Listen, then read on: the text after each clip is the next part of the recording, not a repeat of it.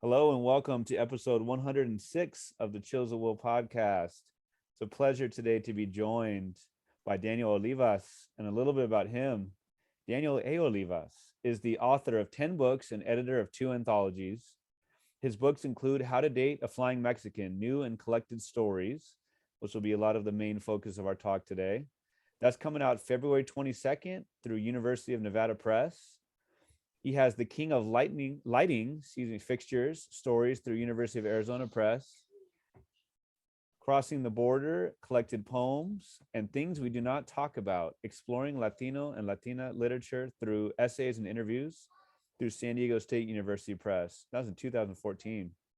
His plays have been produced for the stage and readings by Playwrights Arena, Circle X or Circle 10 Theater Company, and the Road Circle Theater X. Circle X, sorry. Widely anthologized, Daniel has written for many publications, including the New York Times, The Guardian, El Paso Times, Los Angeles Times, Los Angeles Review of Books, Huffington Post, High Country News, La Bloga, Bomb, and the Jewish Journal. Thank you so much for joining me today. How are you? I'm fine. And Pete, I want to thank you for a wonderful podcast, bringing all kinds of books to many people and expanding the canon. That means a lot to me.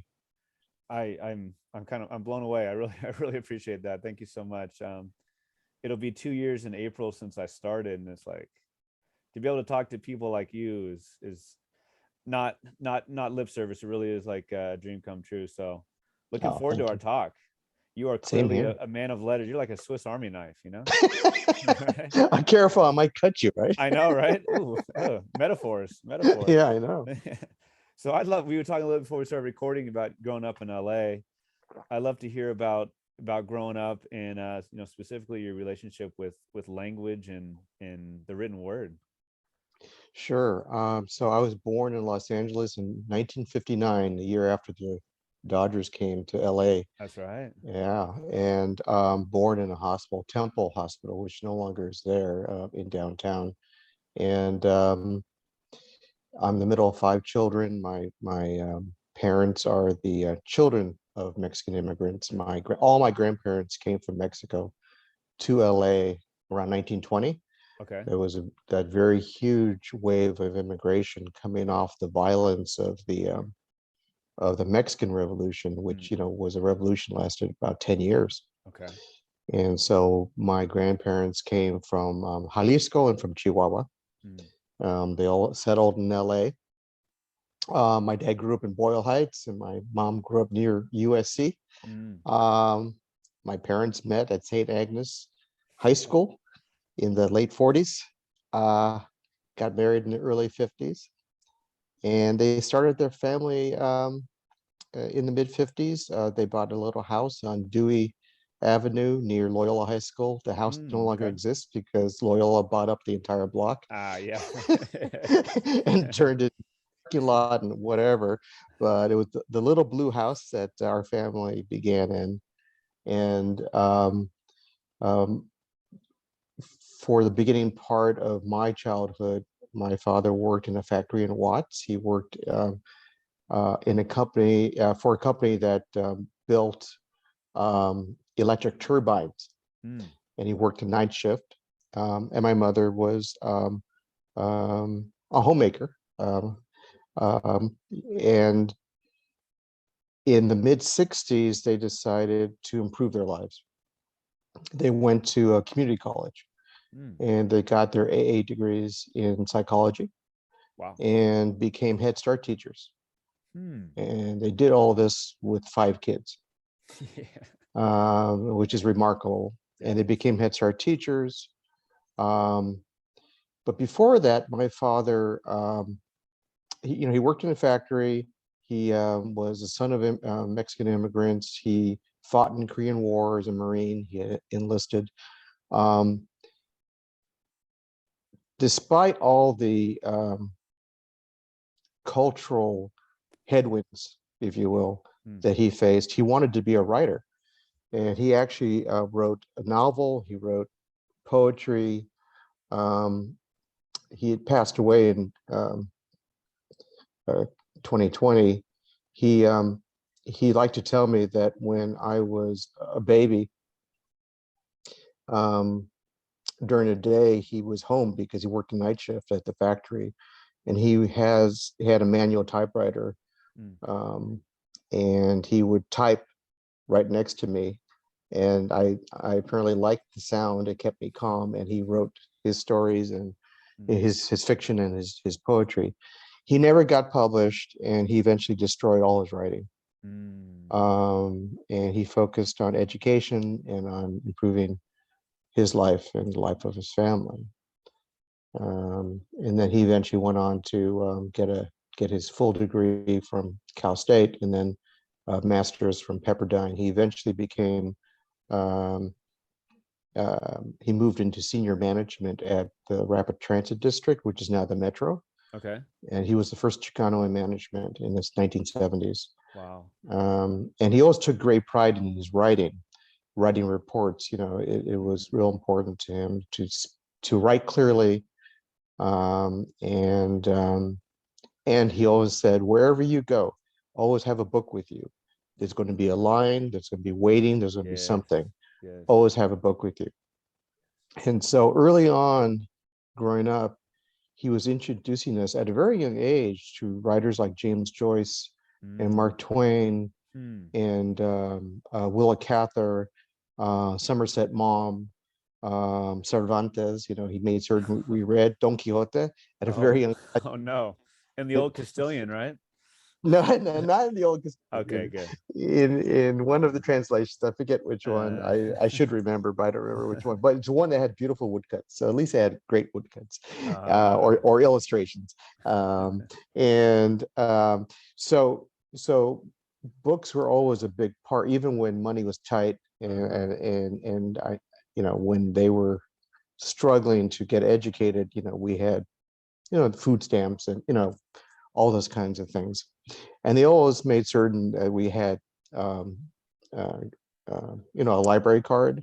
mm. We always had books. And they also struggled to make certain that we attended Catholic school, even though I'm no longer Catholic. I converted to Judaism many years ago. Mm. Um, they made certain that we attended St. Thomas the Apostle Grammar School and the Mm. Loyola High School for the boys, and my sisters went to Immaculate Heart High School, um, because they believed that the education that we could get there was going to be stronger than, frankly, what they saw in the public schools with the way the public schools back then in the 60s and 70s were underfunded. Same Mm. problems we have Oh yeah. today, Oh yeah. right? Sadly, there was also a gang problem in the local public school. Mm. So they were concerned about these things. So they struggled to make certain that we could go to the local Catholic schools, which were just a couple blocks away. Mm. Um, and then after Loyola High School, I went to Stanford, where I majored in English literature, and that's a whole nother story and a whole nother path. But I would just say, all the pamphlets I was getting from Stanford showed all these Chicanos and Chicanas, you know, and I thought, oh, this looks just like home.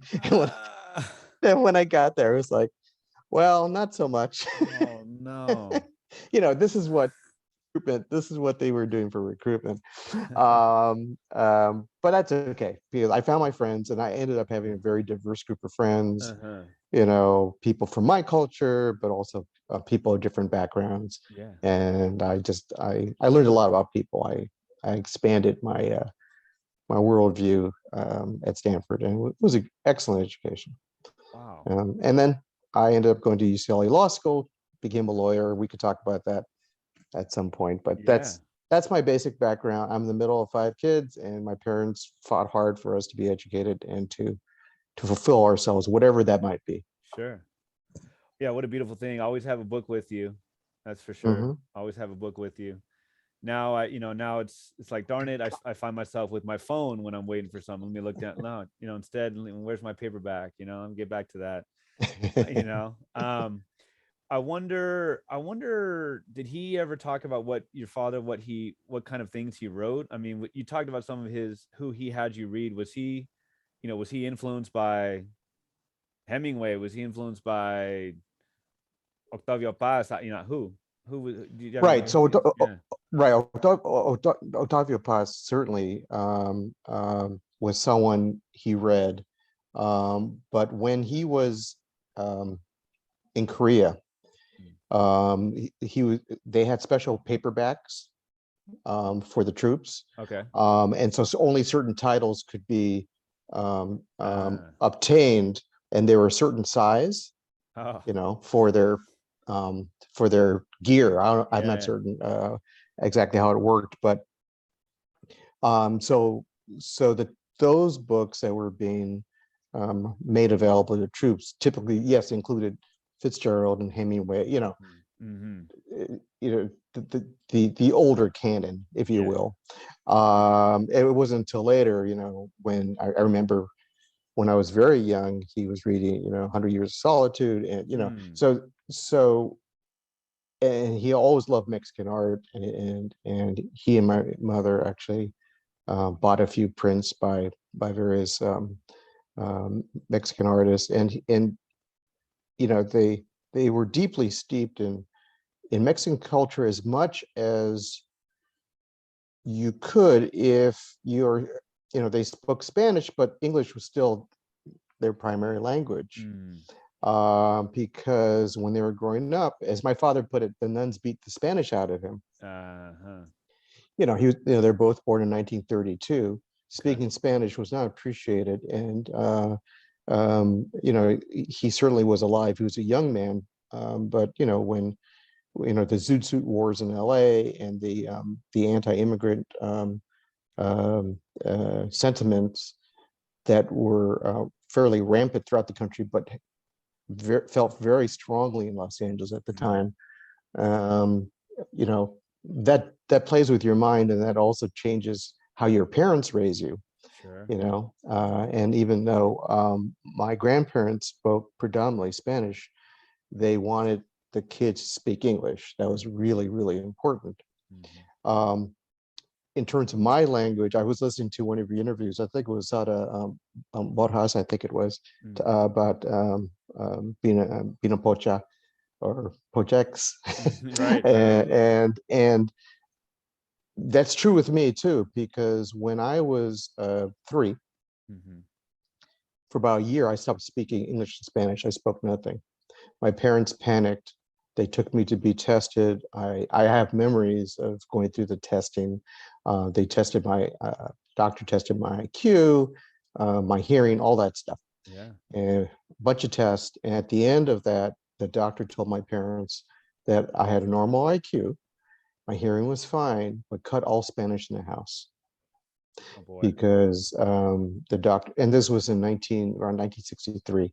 Mm-hmm. So the doctor basically was saying, just stop the Spanish, stick with English. Mm. So from that point on, they spoke only English to us. Mm. And so my facility for Spanish is not as good as I'd like it to be. Sure. But that's one of the reasons why I try to use it throughout my stories, because I think it's important to express the way my community speaks, Mm. the way my family, spoke. Because my grandmother, the only grandparent I knew, because the other grandparents passed away at a young age. My grandmother, Isabel, my mom's mom, she spoke English, but it was halting. Okay. And she would sprinkle Spanish when she couldn't think of the English word. Yeah. She would sprinkle Spanish, or she would convert certain words, like cake would become cakey. You know, uh, there'll be little things like that. Or when she wrote my name, my parents called me Danny when I was growing up. So my grandmother would write cards and spell Danny Deni, Uh-huh. because of, phonetically, that's what it would sound like to her. And so um, I feel as though it's important for my stories to reflect that. My mother once paid me a wonderful compliment. She said when she reads my fiction, she feels like it's been translated from Spanish. That is a great compliment. Yeah, and I asked her what that meant, and she said it has the rhythm and feel of Spanish. Um, the flow of Spanish. It doesn't, to her ear. And when I go back and I do read, I see what she's saying. I understand that there is a fluidity to the language that is different from say a Hemingway, Hmm. which his language is very because of the words he chose. He tends to draw on English that the English that tends to have its roots in German words. Right. So there's certain words are German. Book, right? Mhm. When you think about words that are more based in the Romance languages, like pleasure Sure. or insouciance, or certain words, there's a kind of a music to the words. And as we know, Spanish is heavily based in Latin. So in fact, when I was a very young kid learning Latin mass, when I was an altar boy, there are Latin words that if you knew what the Spanish was, you could figure out what the Latin was. Sure. So anyway, that observation from my mother meant a lot. Oh man. Well, there's a lot there. So I'm wondering, did you give a shout out to your ancestral home when I think it was your first story? Is it Ocotlan? Kirkland. Yeah, That's in so Jalisco, no? yes, it is in Jalisco. I've been there. I have family there still. Nice. That's on my mom's side of the family, Okay. and on her dad's side, and I put some of the facts of Ocotlan into some of the stories, including how the patriarch Geronimo, who passed away years ago, I mean, he was a goat herder. He had very little education. He ended up becoming a multimillionaire through ranching, and the property he owned ended up having amazing granite. So it became a Yes. quarry. Okay, there. Yeah. So that Sounds familiar. Sounds familiar. ended up in my story after the revolution. And so there's wonderful stories that came from my family, and I like giving a shout out. There are other times when I have a city which I invented called Dos Cuentos, which means two stories. And it's a city I invented that I use every so often. And the reason why I came up with Dos Cuentos is because, metaphorically, there's always two stories to everything you look at. There's always the other side. Sure. And whether you're talking about truth versus, lies, or you're talking about people's perceptions. Because if you have someone, say, who is white American Protestant looking at a painting, and then you say you have a Chicano like me looking at the same painting, we're going to be seeing different things because we're coming from different places. We're coming from different experiences. And that's sort of the beauty, I think, of art, whether you talk about paintings or sculpture or plays or poetry or short stories or whatever it might be. It's not a solo act. The creator is coming from wherever they're coming from, but the perceiver, the recipient, brings all that baggage, and sometimes that baggage includes horrible triggers, depending on what the person's experiences may be. And I'm beginning to learn, as people have started to review my new book, like on NetGalley and Goodreads, that some reviewers are listing, giving good reviews, but listing the trigger of my stories. Yeah. And again, that is a reminder to me that everyone brings with them their own life experiences when they approach a short story or a novel or a poem.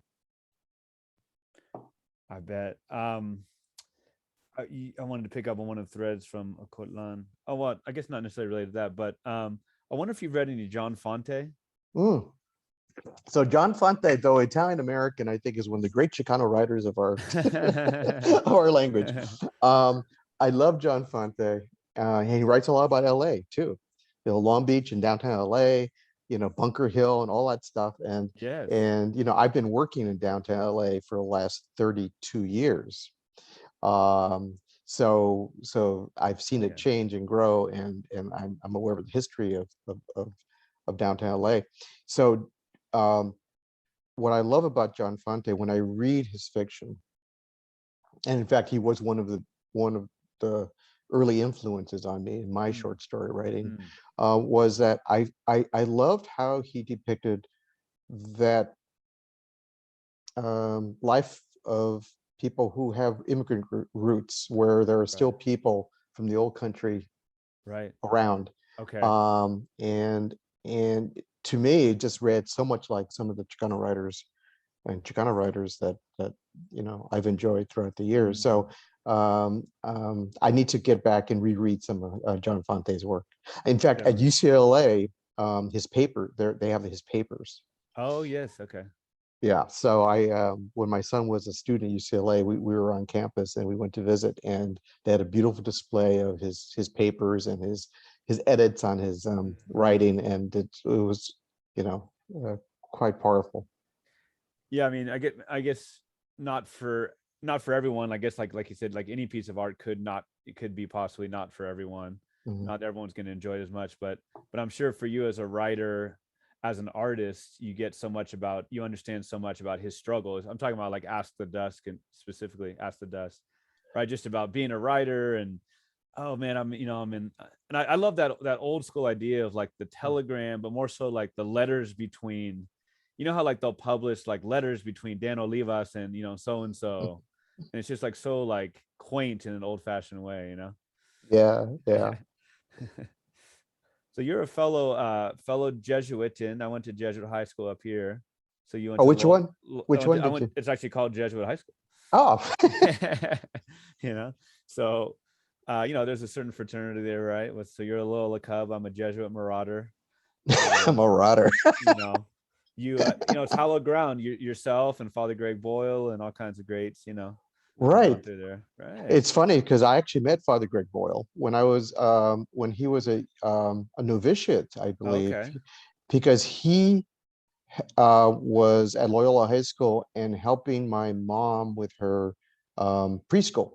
When my mom left teaching Head Start, she opened up her own preschool at Normandy Playground. And they had volunteer students from Loyola High School, and I was a little kid, so I wasn't in high school yet. They had volunteers, and Father Greg Boyle, I don't think he was a father yet. I think he was a novitiate.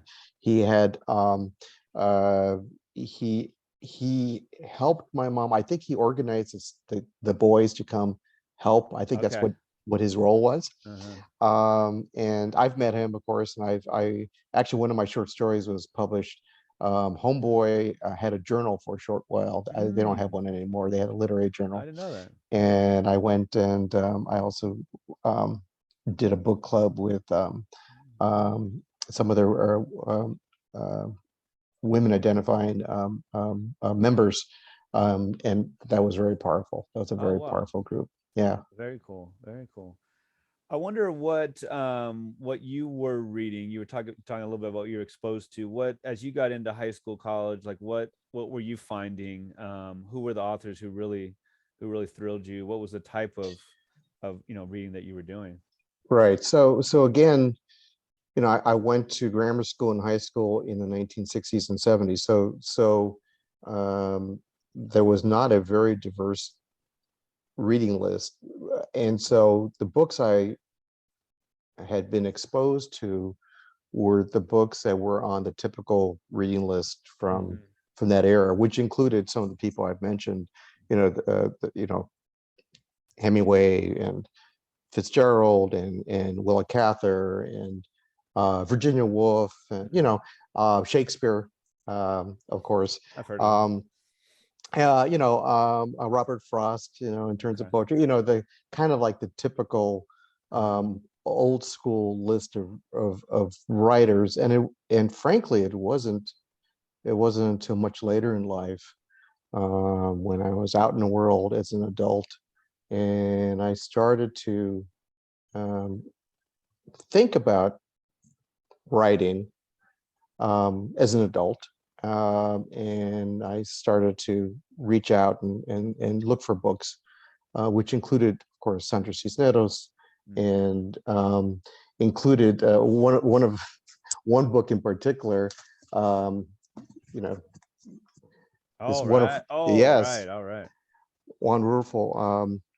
You know, this is one of a wonderfully strange. Um, I guess it's magical realism. It's just a wonderfully strange book. And then Tomas Rivera's great masterpiece, and The Earth Did Not Devour Him. Okay.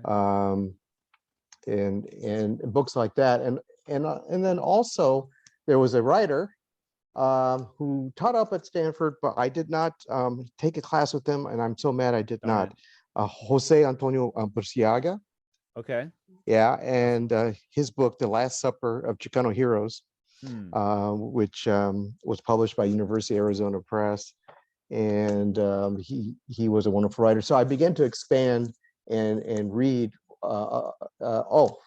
Pocho, Jose Antonio Villarreal. Okay, thank you, thank you, thank you, thank you. Yeah. I have a lot to say about that. I mean, that was one of the formative books for me.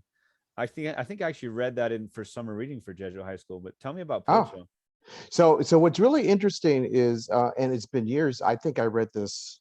So now it must be 25 years ago. So I would have to reread it to, Right. and I read it as an adult because I'm 62. Okay, so No, you said 42. Okay, 42. 62. Okay. I'm an old guy. And what's fascinating, and I had forgotten this. This book was published in 1959, the year I was born. Mm. And I remember when I read this, you know, I so connected with the whole concept of pochismo, and the whole, you know, the word pocho means, you know, when something like food or fruit gets spoiled, you know, Yes, yes, yes. and and it's a, you know, a derogatory term, but that's been embraced. Mm-hmm. You know, for example, my son is gay. He's 32. Came out when he was, I'm sorry, he's 31. Will be 32 soon. He came out when he was 12. And you know, there was a time when the word queer was, you know, Right. derogatory, but it's been Right. embraced Yes. and taken and kind of like like established as a positive term. Yes. And pocho,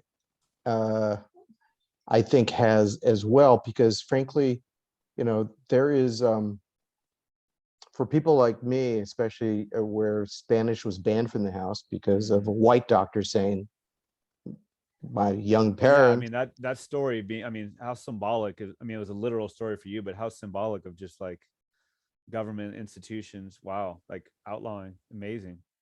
Yeah, so there's a great shame in feeling like, oh, you're not Mexican enough, or you're not connected enough to your culture, when that part is kind of excised, um, and suppressed. So I think it's important for folks like me to admit that's what happened, and that's just part of who we are, and you know, and move on from there and not feel ashamed, because frankly, the predominant culture was shaming me anyway whenever I express anything about my culture.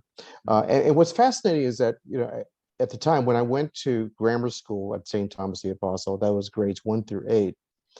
I'm looking back now, and the nuns and the lay teachers were, for the most part, really, really fine people, but they're all white. And we were 80% Wow. Latinx Right. population. Right. And we had a few white students, a few black students, a few Asian students, but it was like, you know, and the play schoolyard, you know, you heard Spanish. Right. Right. Okay. So, and the priest at the time, Father Pierce, who was a big old Irish guy, tough guy, who was connected to St. Thomas Church, which was the parish that was connected to the grammar school. He had an Irish brogue. He'd come by. He'd teach us religion, but he would mock us. He would mock the way we prayed. Wow. In Mexican culture, when you if you did the sign of a cross, at the very end, you would then cross your fingers, yes, and kiss. So Father Pierce, I remember this is like in second grade when we're learning, catechism for the First Communion. Mm.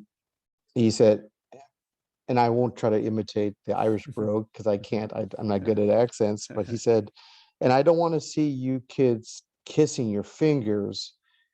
Do you love yourself more than Jesus? Wow. And it's like, oh, wait, mom and pop do that. Yeah.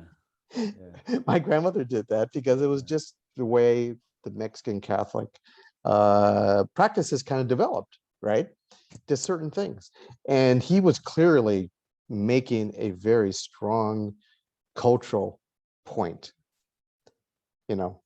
which to me is very fascinating because we know the Irish were discriminated against. We know what the British did. In fact, I have that in one of my stories. That's a great one. What Cromwell did, what the British did to the Irish, and how basically the Irish went through basically the same thing that the indigenous folks of Mexico went through under the hands of the Spanish. They had their gods torn away and given new names, and all the new names were the Christian deities. And the Irish had their language obliterated. Gaelic was banned. They were forced to speak English. They were called dirty and dumb. I mean, it's the same thing. So here you have Father Pierce, long dead, basically from a people that had been badly discriminated against, basically doing the same thing to yet another tier of people. Right. I being half Italian and being even third generation, do the same thing with the kiss. And then and I learned that wasn't something I grew up with. I think it's a beautiful thing, the idea of like bless my words, right? Sure. Like, I mean how much of us are chismosos and say the wrong things, and I always thought that was just a beautiful thing, and trying to pass it on to my kids. Oh boy, the parallel stories are very interesting. My uncle who's from Jalisco always talks about a lot of the connection. He would always, when he would go to Ireland, he would see a lot of like in the actual landscape, even I guess like the green, I don't know, but there's just that was the La Queenie story, was very interesting. We'll talk about that in a minute. Sure. Oh, by the way, I hitchhiked through Ireland in 1980. Oh, okay. Well, then you know it very well. Yeah, I did. Oh man. Well, I mean, Catholic as well, right? I mean, it has the Northern Ireland, Right. Yeah, but a lot of similarities for sure. Even when you're talking about Fonte and and growing up in like an immigrant community, it just kind of gross about how it wasn't that long ago that there were so many immigrant communities, and then a lot of them will the next generation, they just look down on the next generation, like or the newer immigrants, like, what, we've never been there, what are you talking about, we did it the right way. Every group does it. Exactly. It says maybe it's human pie, right? Yeah, maybe it's I have no idea. Oh my gosh. I wonder about some turning points for you in becoming a writer. Did you when you're writing for the Stanford paper, was it like, oh man, maybe I want to go down like the journalist route, or I want to go down the story writing route because of the journal, or who liked your stuff? Was it just you at the beginning? Were you in workshops and people were saying, this is so interesting, this is so fresh? What was it that really kind of flipped the switch for you as a writer? So I had been writing since a very young age. When I first started to actually write words, I made little books, and my mom saved them. I still have a couple of them, and they're very simple stories, but it's like I'm telling stories and I illustrated them, and my mom saved for me. I wrote an autobiography in like third grade, and Sister Sharon wrote I got an A+ or something, and she said, you could be a writer. Um, Okay. and so I did think about being a writer really throughout my life, and I was always involved in journals, high school, grammar school, high school, and then at Stanford, I was art director of Stanford Chaparral. I didn't work for Stanford Daily. Stanford Daily was a Okay. newspaper. They were too straight-laced. The Stanford Chaparral was the humor magazine, so it was like the Harvard Lampoon, Oh, but it nice. was Okay, right. so I wrote funny pieces. But actually, what's interesting is I did write a short story called Later Days, which appeared in like the 1979 issue of the Stanford Chaparral. I actually reprinted it in one of my collections, and it's a very strange story. Um, I decided when I majored in English at Stanford not to take any creative writing. I decided just to do straight literature. My goal initially was to go on for a master's and PhD in English. Okay.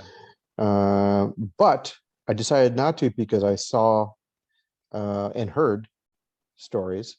I saw people who had PhDs in literature, but who could not get jobs where they wanted to be.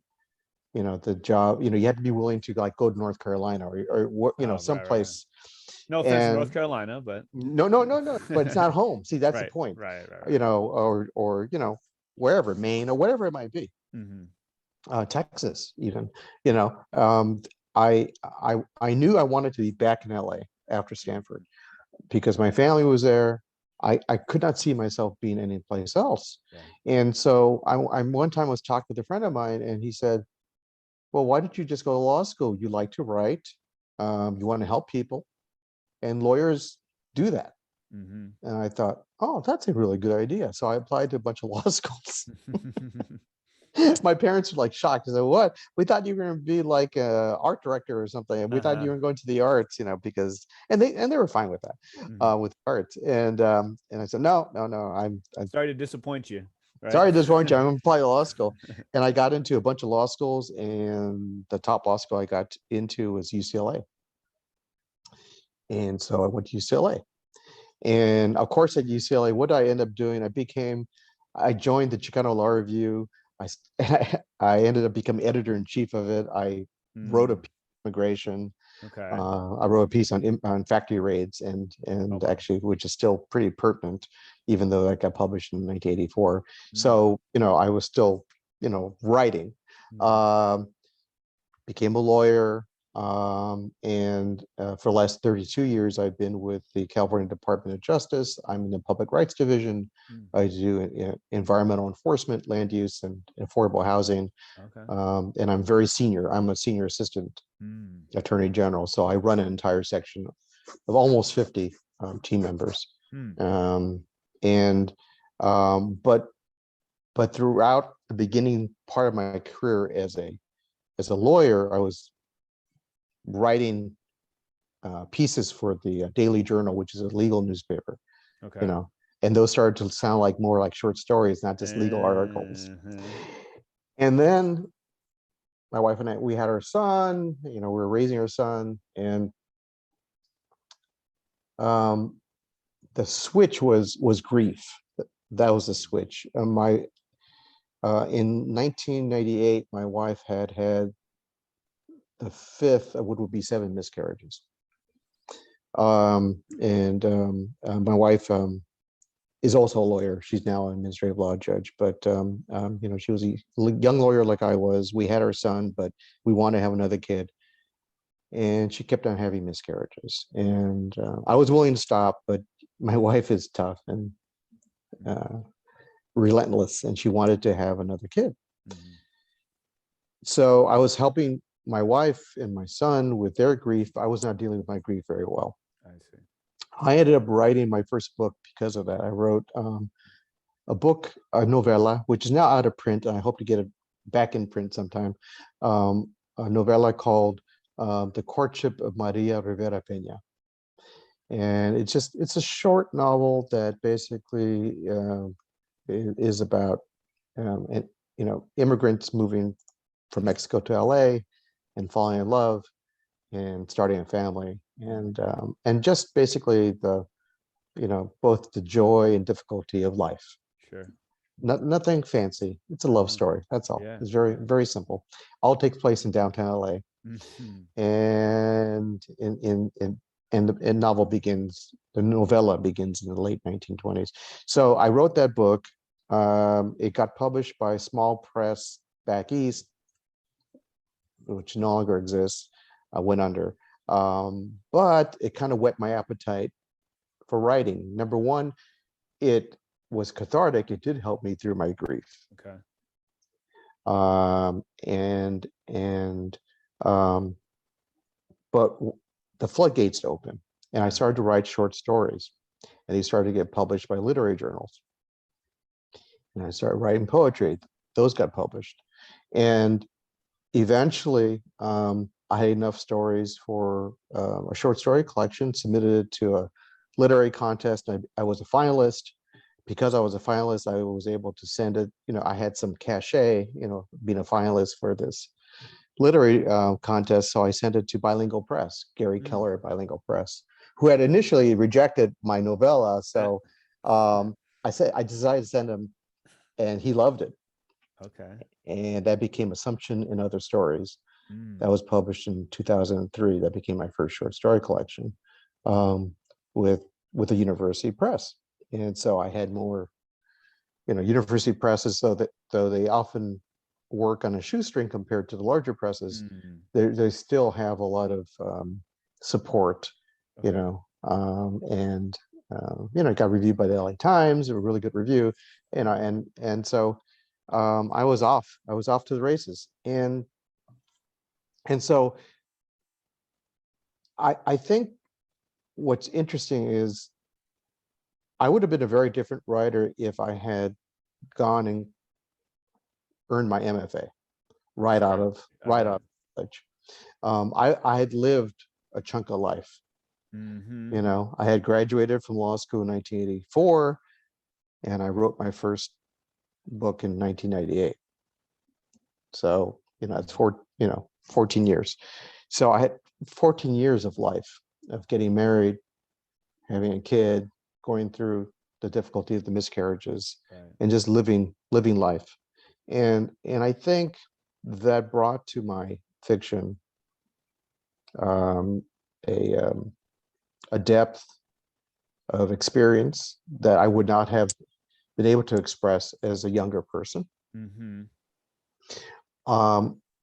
What's interesting is that a lot of my early stories had young people, but the more I wrote, and I want to steal this line from Stuart Dybek, the more I wrote, my kids grew up. And so the more I wrote, most of my characters tended to be older. Sure. Tended to, and I recently wrote, last few months, I've written several short stories, which are now being read by literary journals and considered. And I am noticing that most of my characters are pretty grown up. Is that just perspective that comes with aging? Is that maybe more of like a breadth of knowledge, like, because a lot of the ones from the new collection are based on history and myth. So is it just like, as you get older, more about the world, like literally, like fact and history, or is it more of like kind of like looking back and with like a perspective? I don't know if I'm making that distinction clear. Let me answer it a different way. I don't like repeating myself. I don't like writing. For me is fun.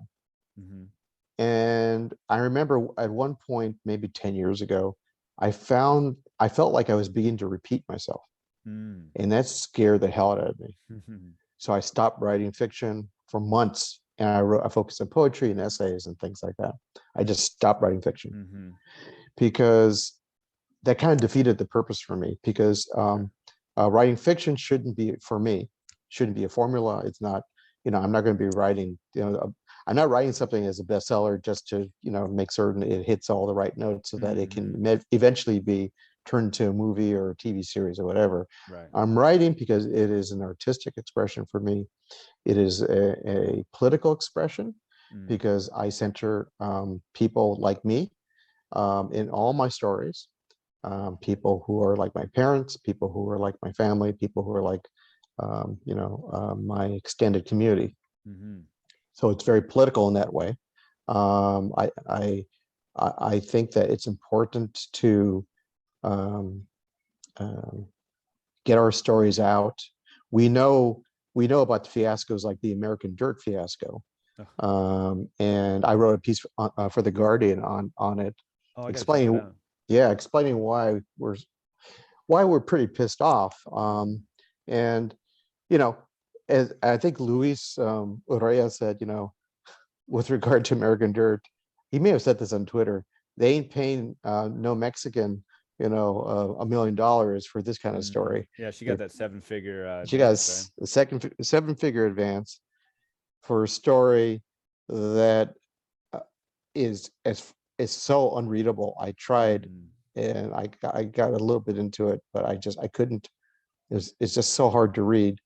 She's not a very good writer, frankly. And on top of it, we have people who are so much more talented, Yes, who know the culture, who've been writing for years, who are not getting the 7 figures. And I'm not talking about me, I'm talking about a ton of other writers. So anyway. That deep breath. Yes. Yeah, I get all, so you got me all agitated. We'll get rid of all that negative energy with that breathing out, with that breathing out. And then one of the other things about this collection, How Did Ada Fly Mexican, is that it also includes 2 of my newer stories that directly address Trump and his anti-immigrant rhetoric and policies. Those 2 stories, one is a dystopian future. That's for sure. Where he is, I wrote that in 2019. In that story, he calls off the elections and builds the wall, and only one news station can do news, that's Fox. And they're going to focus on hearings, on the Senate hearings, as to how the Democrats and the Chinese government, try to steal the election. I wrote that in 2019. And then the other Trump story, if you will, is the Chicano and You, which is a magical realism story, and sort of a dream story about how sometimes we wish we could do certain, not hurt our leaders, but make them do the right thing. Correct. I like that distinction there. Yes. I have a visitor. You got a surfboard? All right. I love kids. My son is not 4 yet, and he got a surfboard. I'm thinking maybe he's exaggerating a little bit. Maybe it's not quite. I run all kind of team meetings, and I love how when I have all my lawyers on the screen, from my team, and the kids interrupt, they get involved, and it brings a lot of joy to me, because frankly, that's just part of life. Right. Well, I'm biased. I think he's the cutest thing that ever existed, but maybe not everyone thinks that way. No, man. I wonder about the different hats. I mean, so, writing for law is more, I mean, way better than I do, is more stilted, is maybe not the word, but it's more formulaic, right? Well, no. Or doesn't have to be. No. Okay. I disagree. Yeah, tell me about it. So being a good legal writer is like being a good fiction writer. Not that you're telling lies, but you need to tell a story that is interesting, that basically has a plot. Sure. Okay. That also gets the facts right. But the worst thing that a lawyer could do in writing a brief to a judge, and I've written briefs from the trial court on up to the U.S. Supreme Court, the worst thing a lawyer could do is write a brief that bores the reader. Okay. Because judges are people. They're law clerks who have to do the first pass of reviewing things. They're people too. They have heavy caseloads. If they read a beautifully written brief that tells a story that explains why justice needs to be done, why they should rule in that person's favor. That takes the skill of an excellent writer. And I have found in the last almost 25 years of writing fiction and poetry and essays and plays, is that by doing that, I have become a better legal writer. Okay. I've become faster. I've become more efficient. I've become, I get to the essence of what I'm trying to say faster. I'm just a better writer overall. So I do not think legal writing is formulaic. In fact, what's interesting is since I'm at such a high level within the office, a lot of my writing would involve memos to the Attorney General or other high-ranking people within the office. Memos are maybe even more so prone to be boring if you're not careful, if you're not telling telling a compelling story. I often will, when I'm editing work of people on my team, I'm changing their passive language to active language and telling them, don't use was and is if you could. Don't say the judgment was entered on. Say the court entered judgment on X date and the court did this and the court did, tell us what the court did, because the court is active. The court is the judge is actually doing something, and don't say, don't say that the issues were very complex. No, explain what the issues, show, don't tell, right? Yes. No, thank you for clearing that up. I'm not putting my words together too artfully. I guess I'm thinking of I'm picturing just like a brief that comes from like a company that uses a lot of the legalese, but also at the same time, I know that law is not Law and Order. I know it's not that dramatic, but at the same time, you're convincing people, whether it's the jury, right? You're convincing people, and there's obviously persuasion there, like you said. There's using active verbs rather than the passive ones. Have you seen movies or TV shows that you do feel are realistic to the law profession, or read books that you feel like got it right or pretty dang close? So I have seen movies that every so besides often, Legally Blonde. besides Legally Blonde, or my cousin Vinny, Okay. Hey. There's a courtroom scene that is often played amongst lawyers, and because it is one of the funniest, one of the best scenes. Not that it's like exactly the way it is in court, but it's just brilliant play on language, and a judge who is just like played by the actor who played Fred Munster. That's right. Yes. Right. Yes. What was it, Fred Gwynn? Was that his name, or something like that? I don't know. Yeah. Anyway, I can watch legal shows that don't completely get it right if the writing of the characters is strong. Okay. And the issues are, for example, my wife and I, when we were young lawyers, we used to watch a show called L.A. Law. I don't know if you ever watched it in reruns. A little before my time, but yeah. Yeah, and it's clearly they had a lawyer work with them as a consultant, so they got certain things right, certain things. Other things were just kind of crazy, and it's like, that things don't happen that fast. But I'm not such a stickler.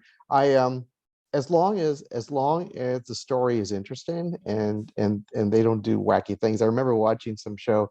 What was the show with Andy Griffith? Matlock. He played a lawyer, right? Yes. And I remember watching one episode that was just nuts. He's cross-examining someone, and the person's responds, and Matlock has him in a lie. So he goes over to where where the audience can sit, behind the partition. He reaches over and grabs like some evidence that I don't know where the hell it came from, and he says, "What about this?" And it's like, what the hell? That's not how evidence. You just don't grab something. There'd be objections up the wazoo from the Right. other side. The judge would be like saying, I'm going to impose sanctions on you, counselor, for you're trying to prejudice the entire case in the jury by reaching over and just grabbing something. Yeah. Well, no, that was so that kind of thing is sort of like crazy. I guess that was before Trump, right? Now literally anything goes, right? In the literally anything goes, as long as you got 25 million lawyers like Trump does. Yeah, I know. In the run up to Trump, right? I like so many people thought, okay, this guy's an absolute clown, racist, all the above. Like, it's not going to happen, right? And then obviously he kept, passing by these different checkpoints, and he did. But I remember showing my wife, how there's like a TV show or movie you really want someone to watch, and you're watching them the whole time, like, are you getting it? Are you, are you laughing while I'm laughing? But there's an episode of Law and Order, and it's the guy. I know the lawyers from House, which I never watched, but curly-haired guy. Yeah.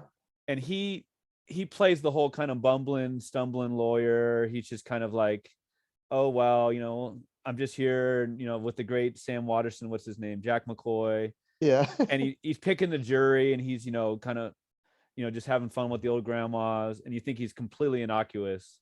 The whole time he's setting up a case where it was an open and shut murder case. Right, he's defending the guy, this other lawyer I'm talking about. Yeah. And he in the end makes it a referendum on the Israeli-Palestinian conflict. And it's an unbelievable episode. And in the end, sorry for the plot spoiler, in the end, when he doesn't win, but he almost wins like an unwinnable case, he just sees Jack McCoy after, at the bar, and he's just like, I gave it a try. I gave it a shot. And I thought that was Trump. I just thought, oh, you know what? He did it for his new book or network or whatever the heck. And I didn't think he was going to go through with it. And unfortunately he did. Right. Oh, man. But anyways. I know. And he's still lurking in the wings. And, as the introduction to my new short story collection, I wrote that introduction shortly after the insurrection in January of last year. And I talk about that.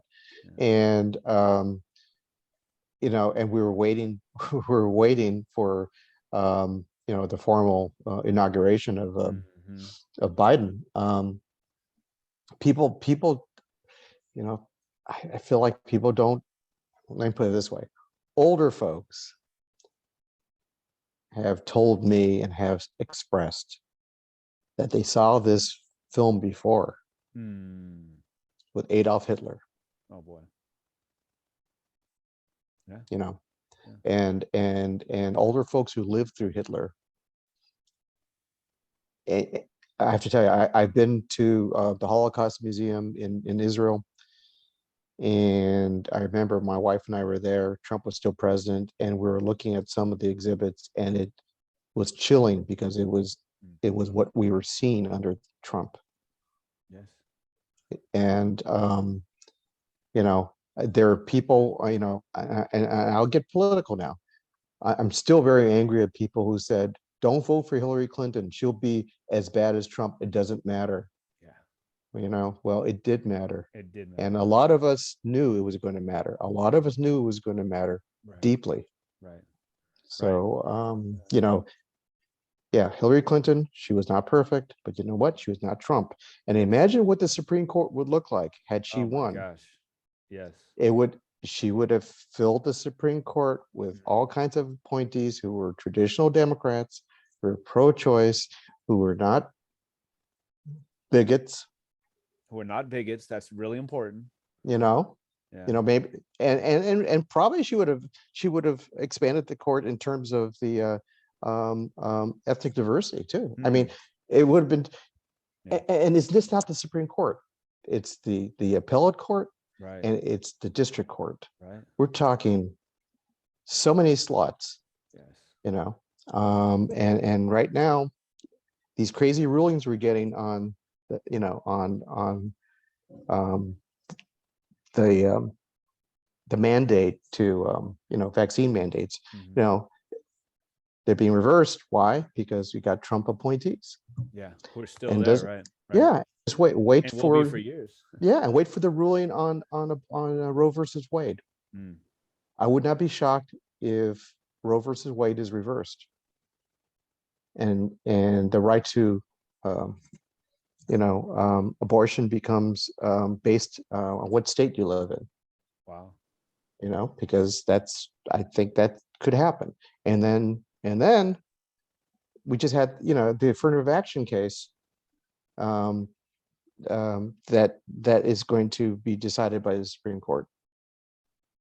And it's issue after issue The court that's going was it's going to affect our lives it's going to affect our lives for generations. all because that guy was voted in, all because they couldn't vote in a woman, all because they wanted to jump on his racist policies. Mm-hmm. A sexual assaulter, who, by the way, you talk about the court. I mean, they've got the sexual harassment man and Thomas, and they've got Kavanaugh. I mean, and they're the ones making the laws. Let's talk about something lighter, Okay. which would be anything right now. It could be almost anything. but no, we're not gonna go so far from that. So it's a segue into the collection that you did. Beautiful intro. In remembrance of your father, and may he rest in peace. I know he's such a great man and great influence on you, and we thank him for that because you've given the world some great work. But the collection is over many years, right? These are stories that have been done over many years. This wasn't done the last 2 years. It's 15, 20. So kind of ending in the Trump years, if you will. So I kind of wonder, like, how were you able to see in this collection your evolution? Not necessarily that you were a better writer or a different writer. Mm-hmm. I mean, you talked a little bit earlier about writing about older characters. Like, how do you curate a collection that really is such a wide span of your life? Yeah, good question. So the stories go back, some over 20 years, I think, when they were initially written. What I wanted to do was to not choose stories that necessarily showed an evolution, and they're not in any particular order, other than at the very end are my two Trump-inspired stories. Yeah, definitely. What I wanted to do is kind of bring forward in a brand new collection some of my favorite, and I think more successful stories, mostly strange stories, whether they're dystopian or magical realism. There's certainly one story about a very brave woman who fights back against an abuser. That's not magical realism, but it is sort of the other side of a fairy tale. The typical fairy tale. You fall in love with Prince Charming. Well, you know what? There's a lot of people who aren't Prince Charming who do very horrible things to their spouses. And so I gave the kind of flip side of what it means to have your have your life be a fairy tale.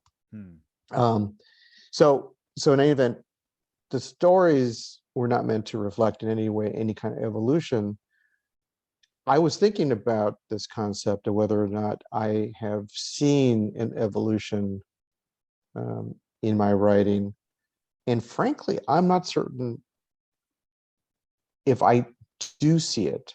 In revisiting my stories, I was startled that there were things in there I had completely forgotten I had written, that there were little nuances and little like tidbits that I had put in there.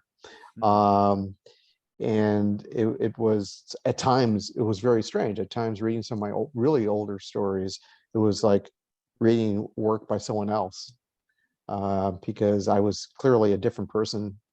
I had different experiences 20 years ago, and so the story came out of whatever I was obsessing about at the time. Sure. Or thinking about. I guess I have a question for you, and the question is, as someone who has, who's read this, do you see dramatic differences amongst the stories, or are you seeing something that is in tone and style consistent? I see a consistency. Mhm. I do. I mean, there are some different themes, and there are some that are, the story itself is very modern. Like, oh, we're talking about, talking about things that were only existed in 2017. You're Mhm. talking about certain stores, in LA. You're talking about, with, but no, I'm interested. Like, let's say, for example, the one with La Queenie? La Queenie, right? I mean, that one talks about like different generations. It goes back in the narrator's, Irish background and the whole Mhm. deal. La Queenie. That one to me was kind of like one of the few that were kind of set like in a time. Do you know what I mean? Like Yeah. I could picture like the exact time. And the others were, even when they're older and maybe you give an idea, it's like they're just like universal in time, because a lot of them are mythical and the whole deal. But yeah, I also love how you trace, you know, Quetzalcoatl, and now he's living in modern times. You place him in a different place, and so I guess a long story short, no, I don't see a huge, like I think of like even Hemingway or some of those authors, they'll have the collection of short stories, and then they'll have like a different like section, and they're clearly maybe not as well written, because maybe they weren't finished, maybe they're put together by the estate, that kind of thing.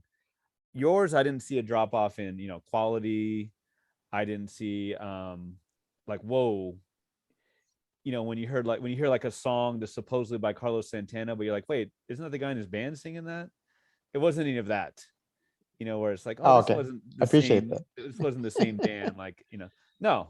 Yeah. I gave you a long answer to that, but I it's interesting. appreciate that. I Yeah. appreciate that. And I think part of that comes from the fact that I started writing fiction when I was 39. Uh-huh. Yeah, I was a pretty well-developed adult. Sure.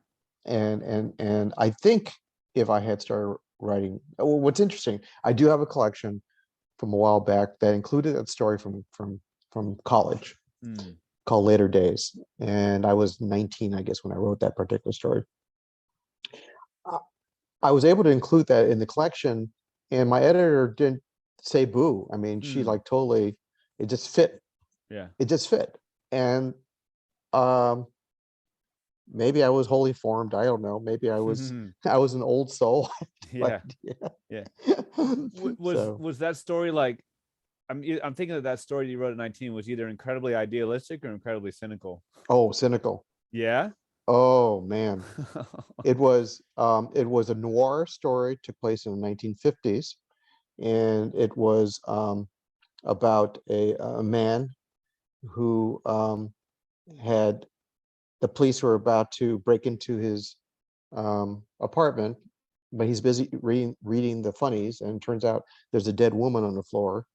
Ooh. And um, when the police finally come in, he smiles and he puts a revolver into his mouth and kills himself. And then it jumps into his funeral, and I described the funeral, and it ends with him in the coffin, laughing to himself at how many people came to his funeral. Oh God. Wow. And it's a very and I had submitted that to the Chaparral, the Stanford Humor Magazine. I was art director, Mm. and my editor, Bruce Handy, who's now an editor at Vanity Fair, Mm. and he wrote for Saturday Night Live. Oh He's wow. written book reviews for New York Times, and he also has written a kids book, and he's a wonderful writer. Hmm. He accepted that story. He loved it, and then I included it later on. So it kind of fit. It kind of fit with the way I write, and maybe Yeah. even though I think I'm a very positive, optimistic, and Right. at times um, I just laugh at life, because Uh-huh. it's like Joni Mitchell says. I'll paraphrase her. Laughing and crying, it's all the same release. So Uh-huh. I kind of prefer to laugh. So that's why there's a lot of humor in my Right. stories. I think there's always been a little dark side to my storytelling, Sure. even going way back then. Is it kind of like an id thing? It's kind of like it's acceptable to release it on the on the page? Maybe. You know, the devil appears in a lot of my stories, and I think there's the devil appears in a few of these in my new collection.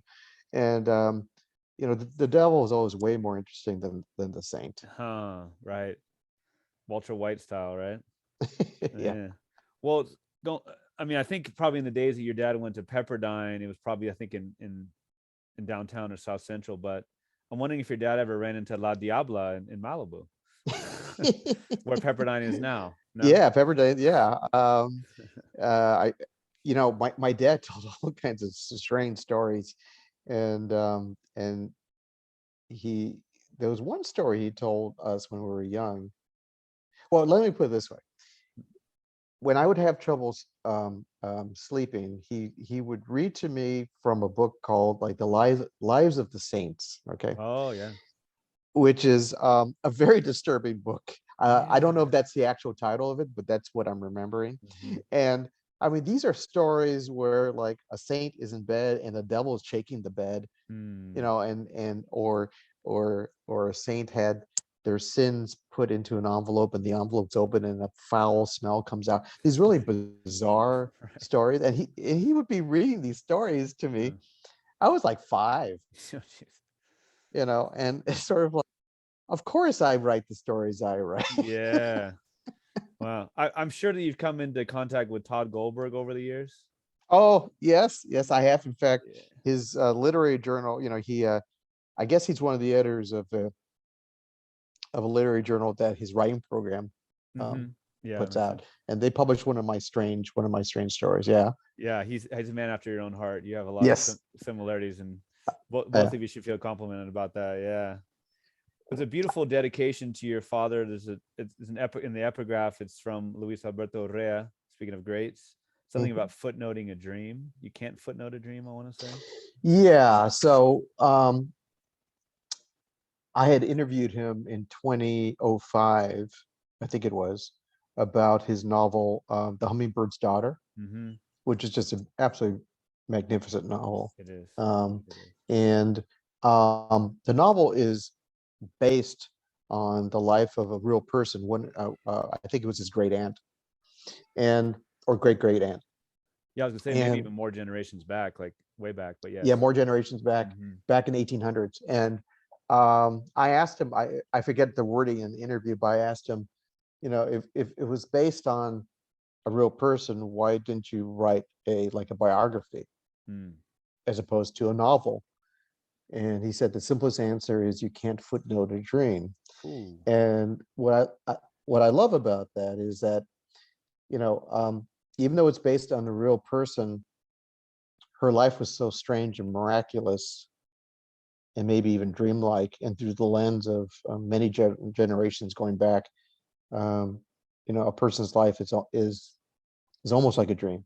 Yeah. And if you take that dream and you try to turn it into a biography with footnotes, Mm-hmm.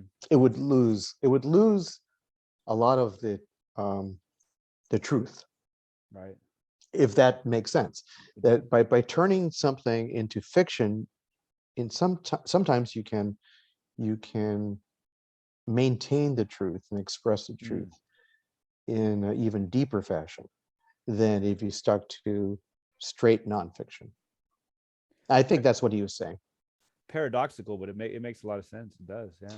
It is a paradox, but you know, I think that the stories I write, particularly the ones that are steeped in magical realism, Mm. I'm trying to get to the truth of what it means to be human, the truth of our um, frailty, Mm-hmm. the truth of our grandeur in terms of our Mm. ability to love Mm-hmm. and to create. Um, but it's all through fiction. I'm the only nonfiction I write tends to be essays. You know, when I want to do an essay, say like about my dad, I did one for Stanford Magazine recently Mm-hmm. about my dad's love of reading. Um, or I do an essay on. I have one coming out soon with Alta Journal um, on um, on a poem. Um, I focused on poem by Natalie Diaz from her amazing Pulitzer Prize winning Right. collection, Post-Colonial Love Poem. I was asked to write an essay that did a deep dive on one of her poems. So Okay. um, Oh, I cool. so Very I did cool. that. I wrote a piece on an essay on snake light. Mm. So I do some nonfiction, Mm-hmm. but the vast majority of my writing tends to be fiction. Or in playwriting, it tends, playwriting is also fiction. Right, right. Jess Walter told me that Natalie Diaz is a heck of a basketball player too. What? They used to play back in the day. They had a team that they So would. yeah, yeah, basketball does make an appearance in the There you, collection. That's right. there you go. Are you accepting of any comparisons to Marquez with your writing? Will you take those? Sure, of course. I mean, yeah, I mean, or as well as any comparisons to Franz Kafka. Mm. Um, in fact, I have a short story in this collection You mean called Frank? You mean Frank, right? right, right. Franz Kafka in Fresno, my stories, Yeah. and in this collection, and it appeared many years ago in a different collection. You know, I've been influenced by virtually every writer I've read. Um, Ishta Maya Murray, Dagoberto Gil, Mm. one of my favorite collections, Oh, he's great. Woodcuts of Women. Okay. This was one of my big influences when I was writing. And also, I have this A Parrot in the Oven. Oh yeah. Oh Yeah, yeah. by Victor Martinez. I think it was taught at one of my schools where I used to teach. I have not read it. I remember hearing really good things. I'm trying to remember where I was taught. I think with some other English teachers at my school. Yeah. Well, the crazy thing is, I bought this online. It is a signed copy. Oh, nice. It's a signed copy. Is it dedicated? I can't. Oh, okay, okay. It's just he just It's signed it, and it must have been at some book appearance, and it was yeah. a National Book Award winner, Mm. and he passed away very fairly young. Oh, did he? He passed away, I think, a few years after this book came out. I mean, I forget he had cancer or something. I forget what it Mm. was. I forget what we were talking about. You got me all confused. I'm just kind of going down. We talk about Marquez. We started with Oh, Marquez yes, Garcia comparisons and Marquez. Kafka and And Borges. Borges okay. never, he never wrote a novel. Mm-hmm. All short stories, Mm-hmm. and even my novella is short, and even my one novel, The Book of Want, published in 2011, that is basically interconnected Okay. short stories. Okay.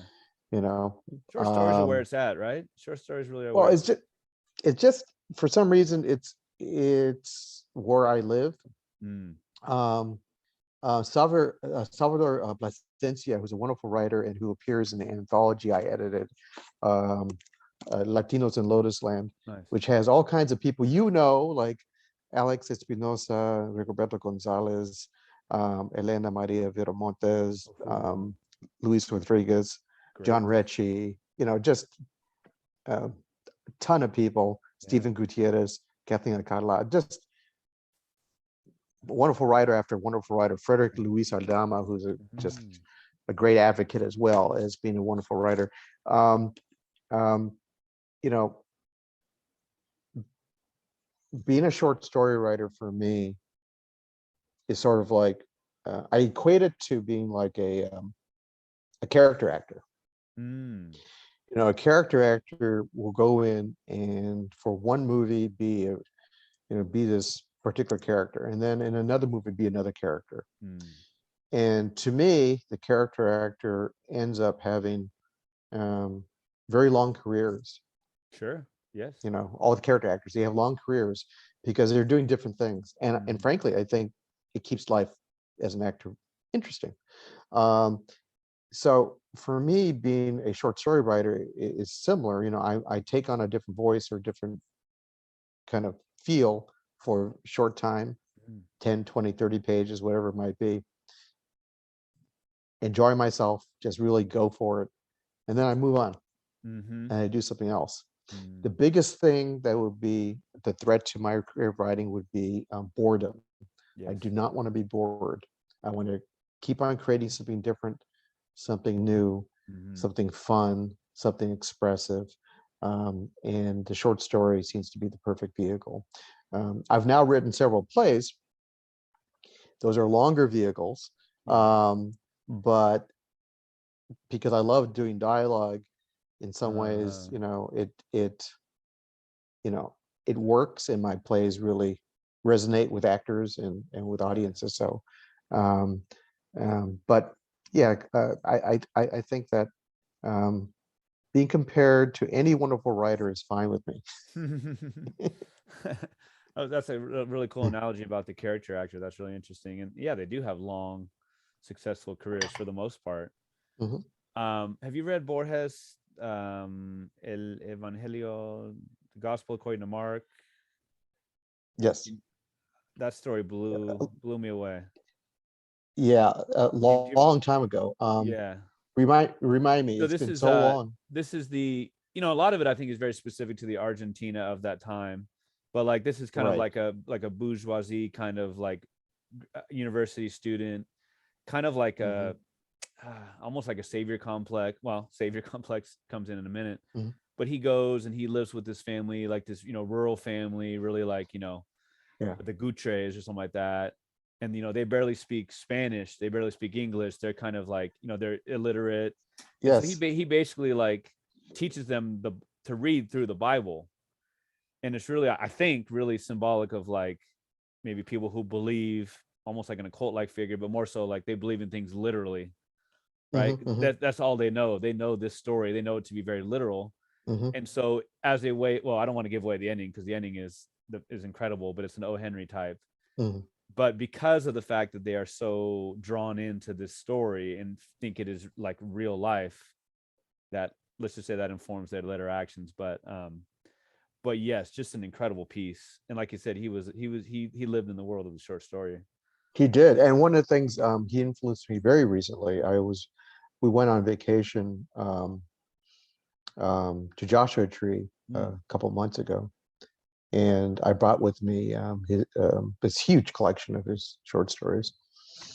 And I was reading, I forget which story it was, but it was a footnoted stories, one of his famous Oh, footnoted stories. okay, yeah.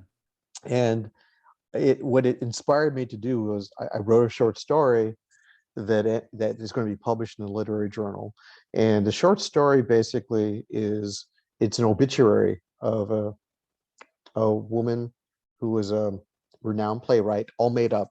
Mm. She's Latina, and um, the obituary is framed um, as a college project where the college student is footnoting the obituary that was published in a newspaper to correct and to amplify Oh, what was wow. within within the story, within the obituary. Sure. And it's um, it was inspired by a couple of Borges' stories Mm. that were specifically footnoted and actually referred to. It's fiction, but I was Googling around some of the names he was like putting in and some of the information. It was all real. It Uh-huh. was based on uh, things that had actually happened. And so my piece is called The Annotated Obituary of Alejandro Lopez de la Calle. Wow. And it's going to be published. There's a publisher here in Southern California, Zoetic Press, and they have a literary journal that they publish called the Non-Binary Review, and Mm. they have different themes. And this theme, I forget the exact wording of the theme, but it basically has to do with identity, Oh, yeah. and what is reality in terms of who we are. So so that was accepted, and that would be published, I think, pretty soon.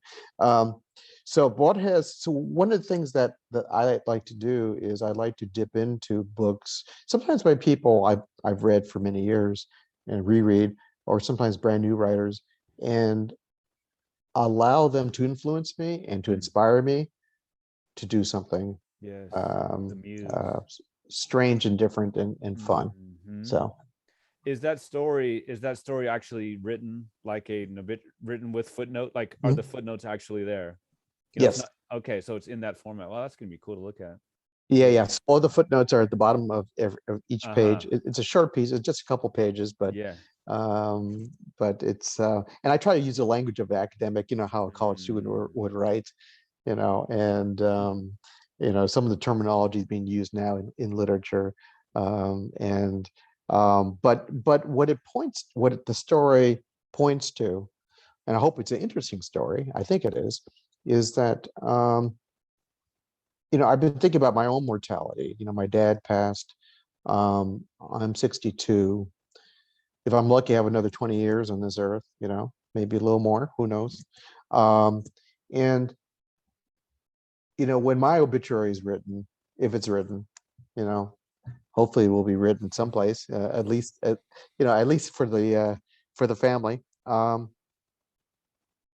Those, few paragraphs can never capture No.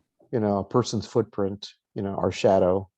And I wanted to point to how culturally um, a writer who is not of the culture doesn't fully understand the subject. So one of the elements in that short story is, the playwrights call it basically like a radical, had radical politics or whatever.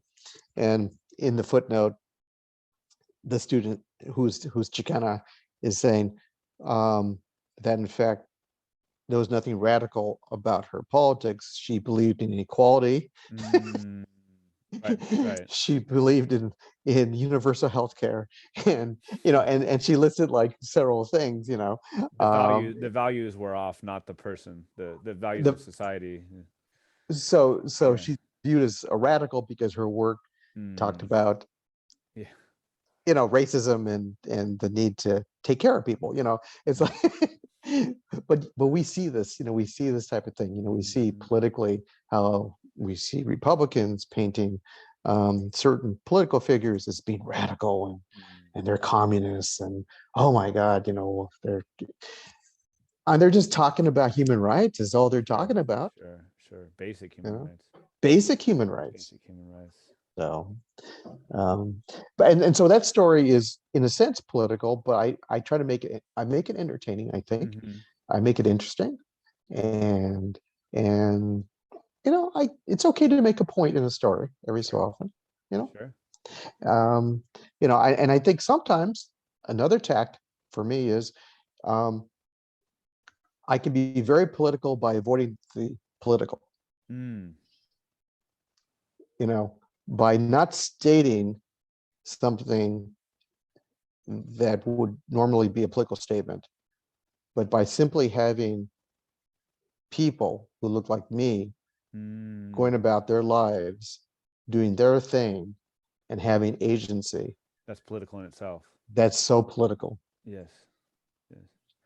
I haven't even read the story. I'm literally just seeing the headline, but big story this week was that Toni Morrison she had one short story that I guess has come out through the estate or whatever, and the headline was something like, um, oh boy, Toni Morrison, talks about equality by not talking about equality, Mm, or she talks about racism by not talking about racism. I think it was she talks about race by not talking about race, and I'm like, oh, so intriguing. I already wanted to read her work, but like, oh man, I got to see that. Yeah, you know, I was aware it. Has it come out? Has it been published? I'm not sure. I read too many headlines. I'm scrolling too quickly through these things. I just saw the headline. And way back earlier, Fred Gwynn, you were correct. Gwynn was the Munster, was Mr. Munster, right? He was a wonderful actor. He was also in a series called Car 54, Where Are You? Okay. Which was a comedy cop show from like the 1950s or something. He had a heck of a career, all the way into the lawyer or the judge and My Cousin Vinny.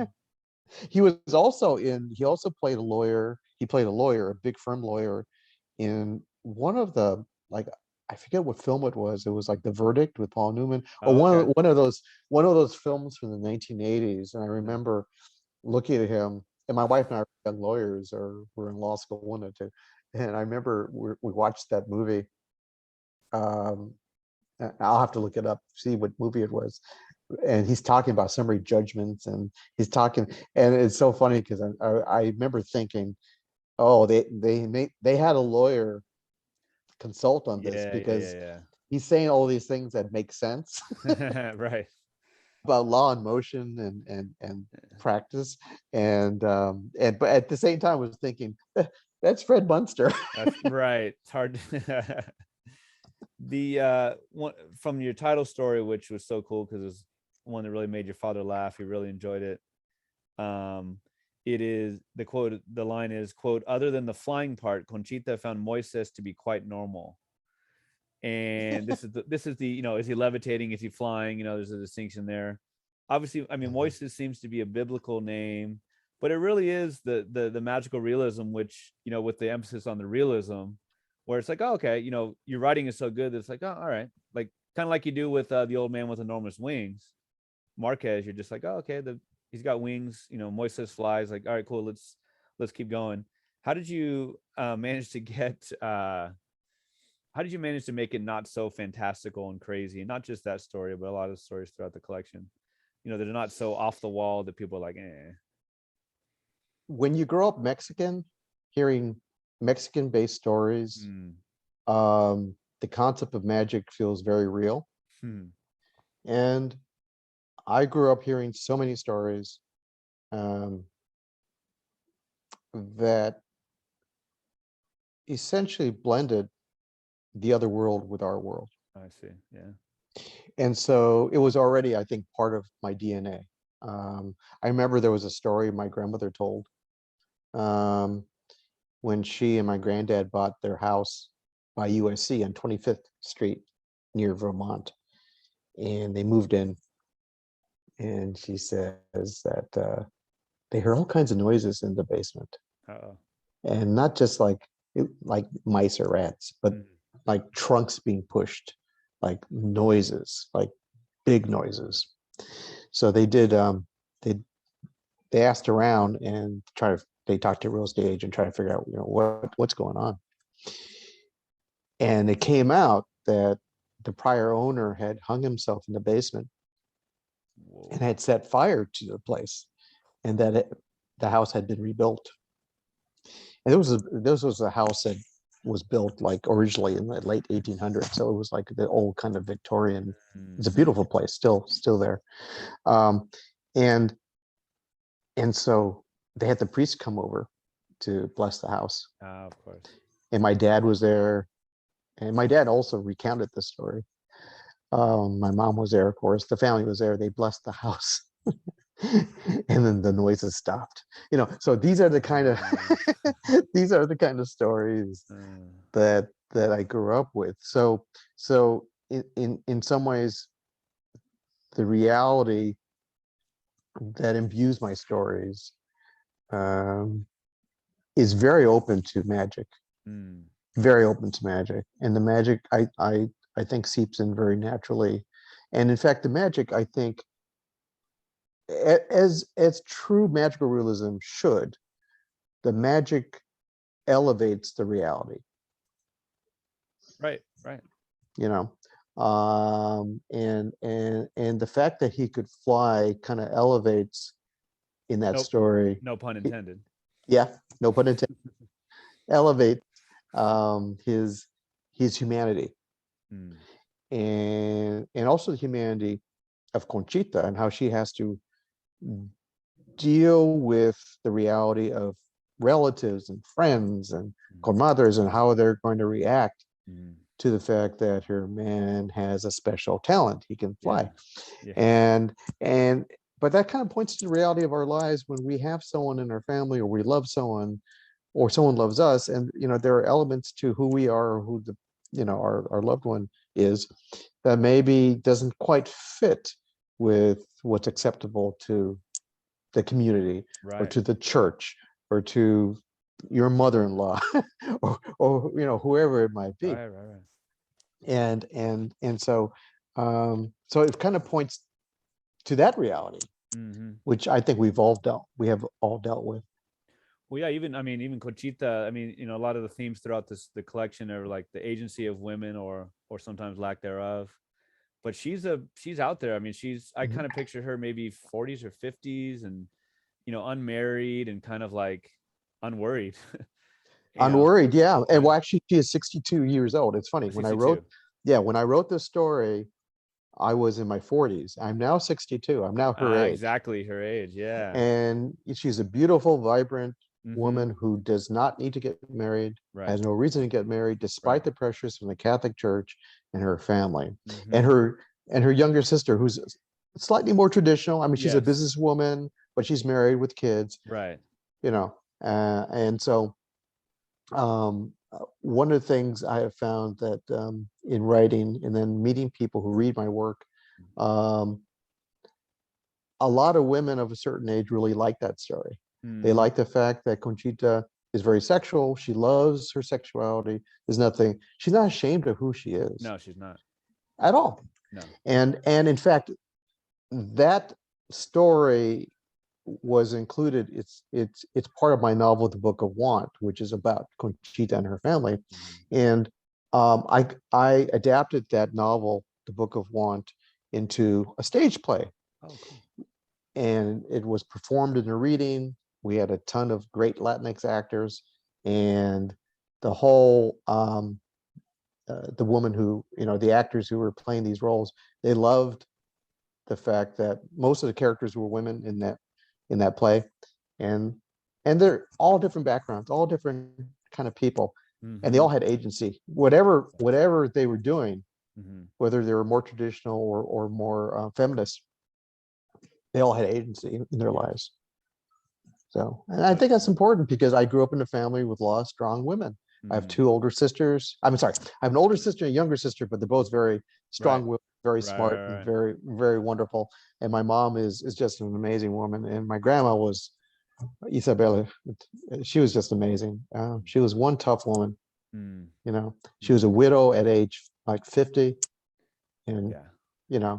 she had three daughters, and she and her late husband had owned a laundry, and she lost it after that, after he passed. And Mm. ended up working in the laundry for the rest of her adult life, Wow. you Wow. know. But she never complained. She worked hard. Yeah. She smoked like a chimney. She could drink beer with the best of them. Yeah. Um, she was an elegant woman, very beautiful woman. But Oh man. you know, these are the kind of women I grew up with. Yes. And more on the realistic side, there's one of many great lines from that particular story is, and it makes no matter that Conchita certainly doesn't look her age, with skin as smooth as Indian pottery combined with a voluptuous figure that would knock the false teeth out of any mature and eligible man. I love the knock the false teeth out of.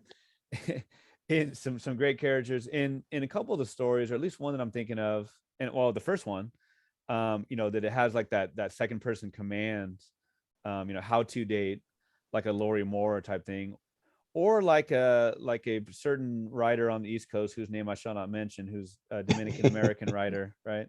Who had Yes. some of those. How did you how did the second person go for you? Was that easy to do? Because it's rare. You, or the command form. How did that go?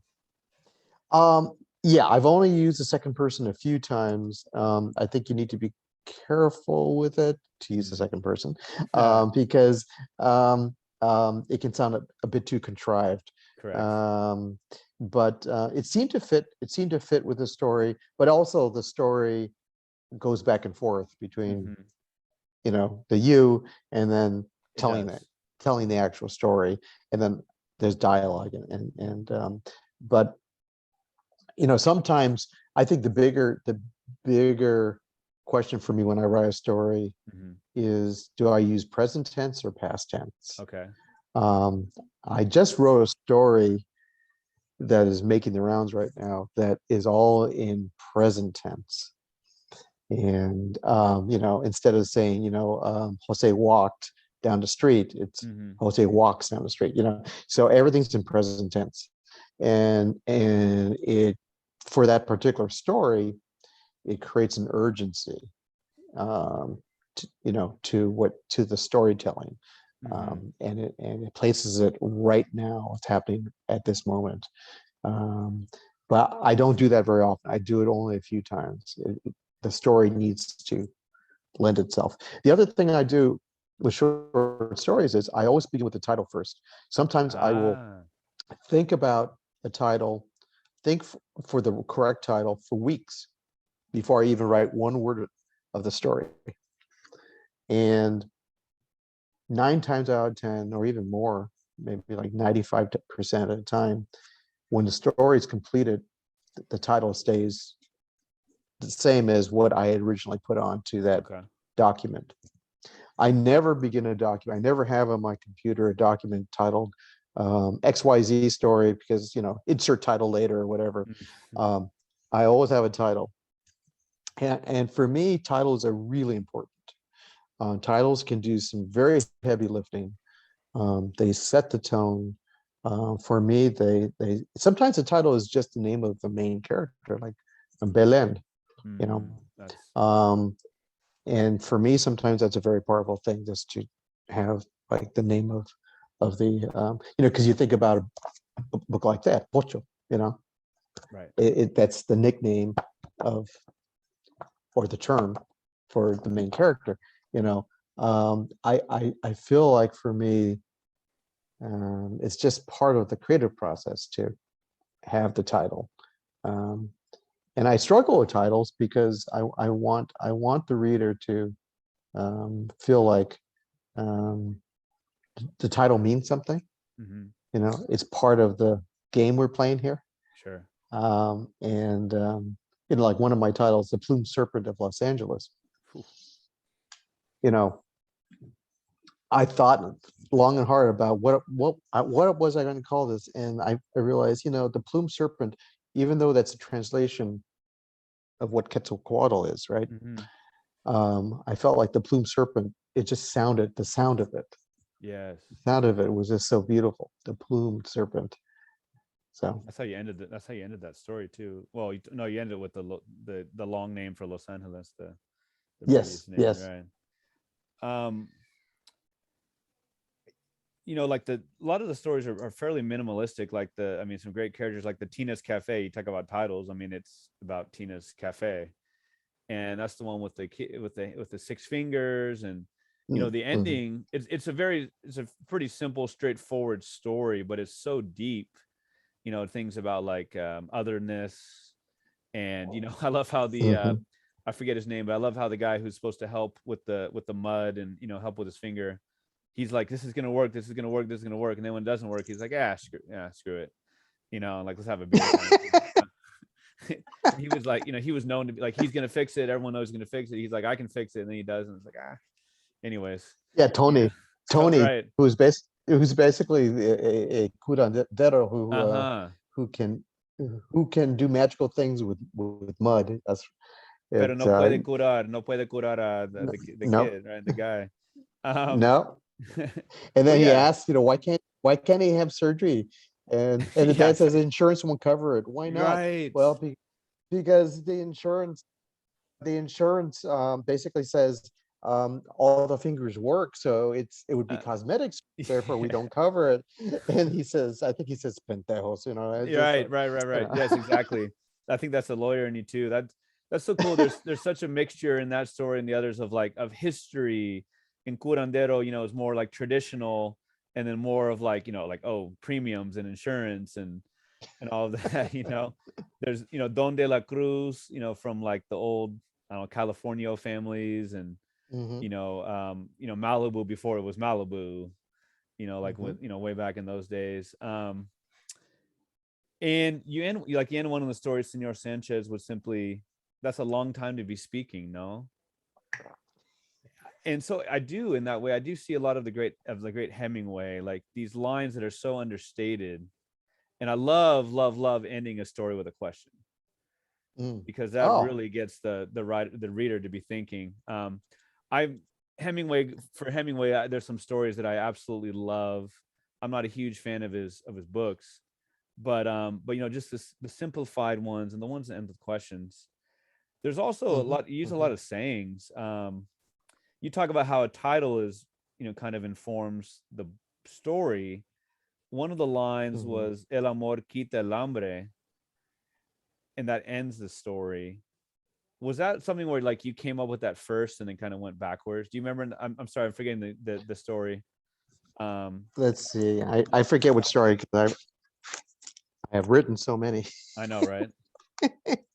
So Wait, you don't sometimes have every line of your writing I memorized? don't Come have on now, come no, on. I don't have a photographic. So Mexican Sorry, this is dichos. the Fabricator. This is the Fabricator. Oh, okay, no. El amor quita el hambre comes from. So the Fabricator, and one of the things about that story, that's one of my few, I guess you can call it science fiction I was gonna stories. say that's gonna be on the Sci-Fi Network or something. It's sort of, or Black Mirror type of, Mm-hmm. feel. The In that story, I purposely did not, um, I did not talk about the Mexican tradition of having, ofrendas, having altars, even though that story basically takes place in the future where there is a new version of the ofrenda. Basically, Yeah. the fabricators are licensed to be able to create life-size realistic models of those who have passed away, and people are able to situate those Right. models any place in their home, so that their loved one is never forgotten. Um, so there are details out there, and I have a wonderful book. I figure there are a couple of professors who put together a book of Mexican details, and they're just like these bite-sized, bits um, of wisdom, um, uh, that seem to fit nicely with my stories. Mm-hmm. Sometimes they're in my mind. I just wrote a short story called My Chicano Heart, and that is being read by some journals right now. And it's where, um, on the eve of a man's marriage, his wife asks for his heart. So he opens up his chest and gives it to her. And she puts it into a box, a wooden box, and keeps it trapped up. And he eventually wants it back, and she says no. So she locks it up in a safe. But she allows visitation. So every week Oh, nice, nice. we can bring it out. He can look at his heart, but she puts it back and locks it up. And there's some dialogue there where he's asking for his heart, and why don't you give me my heart back? And you know, um, she says, "No hay rosas sin espinas." There aren't roses Mm-hmm. you know, without Love it. thorns. And um, um, that detail is something that I wanted to use. I've used it before. I wanted to use it for this story, and I knew there was going to be a Mm. an appropriate time for me, Yeah. and where I wanted the woman to reprimand the guy, say, you knew. I mean, Uh-huh. You knew what you're getting, yeah. you knew. Yeah. I have thorns. That's Right. part of the deal. You already knew, because in my story, and the moment she says that in my story, he said, my narrative says that at that moment, he fell in love even deeper with Uh, with her. oh, Um, man. Yeah, but there's a lot of wisdom out there. So right. As a non-native speaker, I always loved, and my Spanish teacher, my junior year, would do like a new dicho every week or two, and I love them. La hija de la gata ratones mata. Oh, yeah, like father, like son, more or less. Not and yeah. right. My wife, with her Michoacan wisdom, gives me la verdura es dura. And there's so many great ones. Oh yeah, my teacher's favorite one was en una boca cerrada no entran las moscas. Yes, But there was yes, no yes, deeper yes. wisdom for him. He's basically just saying, shut up, right? Yes, yes. That's what he was telling us, man. Um, one of the stories that, I mean, if I have to pick a favorite, maybe, or one that's going to stick with me the most, it is Belen. Mm. You have a lot of religious names. I mean, Belen is Bethlehem, right? Mhm, Right. I mean, it's the Borito Sabanero and all that, and mhm, mhm, but Belen, she, without giving away a lot of the end, the book, the story, but like, a lot of it, she's a person who has, she's a strong girl. She's a younger person, but her whole life is totally influenced by her father, by the men around her. In the end, she says, I'm fine, mi amor." And that is the ending line, but I won't give you the context. But I'm so reminded of like Antonia Nelson has a story called "In the Land of Men," where there's this girl who is at the mercy of the men in her mhm, family, the men in her life. She's the only woman left. Her mom had died, and it's just like such a shocking realization where she's just like, I'm in the land of men. mm, And to me, that's Belen, where it's just like she is, like I said, all of everything that's happened in her life, and she, it's not necessarily a sad or horrific ending, but everything no. that's happened in her life has just been, the marionettes, or the puppet Mhm, masters, if you will, and they've mhm, all been the men. There's a lot about women and how much freedom they have, like you talked about, with like conventional wisdom says, they should be a certain way, and a mhm, lot of your women are not, for sure. Catholicism for sure comes into effect. I mean, it's about Mexico, which is what, 80 mhm, 90% Mexican or Catholic. mhm, There's a lot there. Customs, of course. mhm, mhm, Enjoyment. There's a lot about mysticism or fantasy, which you mhm, said is more rooted in what you know growing up. A lot about dreams, like you said too. mhm, With Belen and the chicken, which could come off as comical or farcical, but is not. There's that mhm. sad character of her uncle Normando. One Yeah. one smaller thing, but I guess not small thing. You came up with some great names. Was this like digging for like the proper name, or you just felt like it was part of the creative process? It just came to you. So I Any borrow, from your family? Yeah. yeah, there are names from the family. My mom did a family tree, and I will sometimes go to that family tree Nice. and pull names. And I think it's important to have Mm-hmm. like Normando, you know, um, I wanted um, to implicate what people would call normal, Mm. because Normando is, he's a closeted gay man, and there's an irony in the tragedy that occurs to him. Oh yeah. And so, there are certain names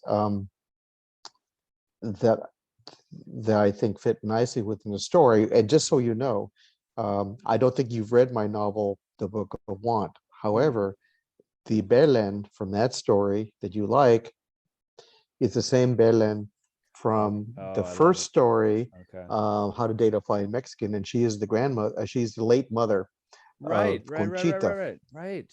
Yes, Right, Conchita, exactly. Mm-hmm. right. She's the late mother of Conchita, who appears in Conchita's dreams, smoking a fat cigarette and drinking Yeah, coffee and yeah. interrupting Conchita, when Conchita's in bed with her, new man. And so Belen is a wonderful character. Now, Belen in my stage play version of the Book of Want Mm-hmm. is the host of the play. Oh, She is okay. like, she basically is the person who runs the play, Mm. and she introduces the characters and the scenes, and she's in charge of the play. Nice. So she ends up being a wonderful, wonderful host for my play. And I in some ways she's modeled, um, not necessarily her biography, but her temperament and the way she talks is kind of based on my grandmother. Mm. Yeah, there's something so cool about, there are the interconnected characters. There is, I think she's 15 when Belen the story starts, Mhm, mhm, and there is a lot, through your stories about the evolution of life just as a whole, and you combine really well, like we said, history and myth and the modern day. Even calling, Quetzalcoatl wasn't so. So didn't the Aztecs believe that when Cortez came that he was Quetzalcoatl? Yes, yeah. Right. They thought the Spanish were gods. Mm-hmm. Oh, are we frozen? I'm not. Can you hear me? I'm here. Do you got me? Okay, now you are. Now Okay. I can hear. Yeah, I can hear you. The Aztecs thought that the Spaniards were gods. They were on horses, you know, Right. and they, Like in as if fact, they were one creature, right? they thought as if they were one creature, and there had been a prophecy that Mm. Quetzalcoatl would be coming, and that Quetzalcoatl had like facial hair, Yes. And it was fair skinned, I think, even, right? fair Or skin. Yeah, I think that's right. yeah. And so so yes, yeah, yeah. So there's and that's again the great irony, thinking that um, your great God is is there to save you, and turns out that's the conquistador, Right. who's going to rape and pillage and take your land and Right. destroy you. Well, it's like, we talked about Paz earlier. Paz, I think it was Paz who'd said, Mexicans are like la raza cósmica, la raza cósmica, about all the different groups, and the idea of, you talk in through the book about mestizos and, this idea of like you have the conqueror in you, in your blood, and you have the conquered, if you will, right? And, Hmm. to that the history is never far behind, which we're not going to get into critical race theory, but, right, history is not, what did Faulkner say? History is not, the past is not past. Right, Um, right. but you even, in the modern day, I mean, there's a great sit down between La Diabla, or like one of Satan's different manifestations, and Ketsi, right? Hmm. Quetzalcoatl for the New Year's, for the modern times, becomes Ketsi. With this idea of where the Santa Ana winds come from, even.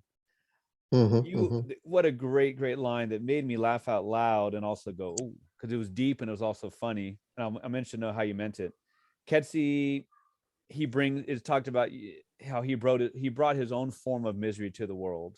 Quote, as a banker, a governor, a mass murderer, a literary agent, a plumber, now owner of an MLB team. I just, governor, mass murderer, and then literary agent. You know, like placing that syntax is just, um, but I guess the longer question is about like the modern day connections to myth and history, and then the short term question is about that awesome turn of phrase there with like the mass murderer and then literary agent. Is there any There's no connection there, right? That wasn't like a diss, wasn't? No, no, no, not this. Okay, So evil comes in all shapes and forms, sure. and just as a writer of color, I have to say that I've encountered literary agents who have said crazy things to me, Oh like, no. "Oh, you're a writer, but can you write a Chicano version of Waiting to Exhale?" That kind of stuff, Like is that like and it's that easy, right? Just well, translate it's words. sort of like, here's one here. Okay, Here's I one. asked what that meant, and it was like, well, can you have a novel where the characters are like young and they're, middle class, and they're Chicanos, yes, but there's movie potential, Mm, that type of thing. mm, And it's sort of like, okay, here's a book by a Black author that did really well, mm. that had a movie. Hey, let's do one for, Chicanos. Let's do, you know, there's a real evil in my eyes to to an industry that allegedly is trying to bring art to people, Mm. but that is willing to corrupt for money the artistic integrity um, of people who are too often underrepresented Mm. and marginalized. You know, um, a white writer would not be told, oh, white, you're a wonderful short story writer, but it's not going to sell. So Yeah. how about you write, you know, a white version of, name some classic. I Sure, sure. and I can't even think. White. Why don't you write a white version of woodcuts of women? Why don't you do that? Because that's, we know this book sold. It did really well, and a white writer's not going to get that, right? No. So okay. See, you aggravated me again. Thank you. Thank you. I was gonna ask you about. I was struck by. So you're saying that you asked the question kind of like, what do you mean by that? I would think that the director, whoever, would have been chastened, but it sounds like apparently not. You know what I mean? Like you asked the question. I'm sure you were kind of like, let me ask this question because it's going to draw out some awkwardness on the other person's part. But it sounded like there was no awkwardness to be had. No awkward. And that literary agent, I said when I write that book, I'll get it to you. Of course, Still waiting for that one. Still waiting for that book. I would love to hear whatever you would like to read from the collection. Sure. Tell you what, let me read the first long paragraph of the title story, How to Date a Fine Mexican. And we're gonna rule number one. Yes. Don't tell. I'm terrible timing on my part. I was gonna talk, but it's all you. The floor is yours. Sorry. Okay. All right. This is from How to Date a Fine Mexican. Rule number one: don't tell anyone about the flying part. After the second night, Conchita witnessed Moises flying in his backyard under the moonlight. And after the first night they shared her bed, which happened to be the second night she witnessed him flying in his backyard under the moonlight, she realized that no one, not even her sister Julieta, could learn of her new novio's extraordinary talent. What would people think? Certainly gossip would spread throughout the neighborhood, eventually migrating south out of Los Angeles and down below the border to Conchita's hometown of Ocotlan via whispered phone calls, wisecracking emails, and even terse, though revealing postcards.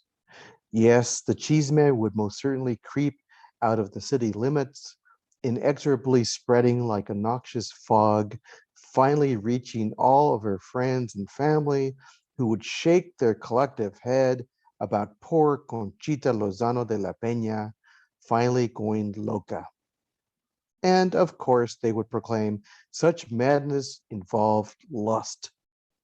See what happens when you don't settle down like all good Catholic Mexican women and marry a man who can give you children and something to look forward to in old age?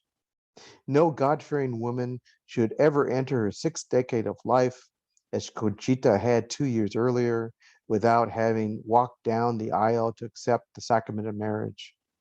And it makes no matter that Conchita certainly doesn't look her age, with skin as smooth as Indian pottery, combined with a voluptuous figure that would knock the false teeth out of any mature and eligible man. But that's the problem, you see. Too much fun, not enough pain. And now Conchita thinks she has fallen in love with a Mexican who can fly. Ay, Chihuahua. Too much pain, not enough fun. Right? Right. Very Catholic, for sure. Very Catholic. Very, very, very Catholic. The nerd that I am, I do remember you talking about her age. You said she's 62. I read six decade, and I was like, okay, well, does being 7 count? You know what I mean? Like, is your first decade from 0 to 9, or is it from? So I was trying to figure out her age. That makes sense.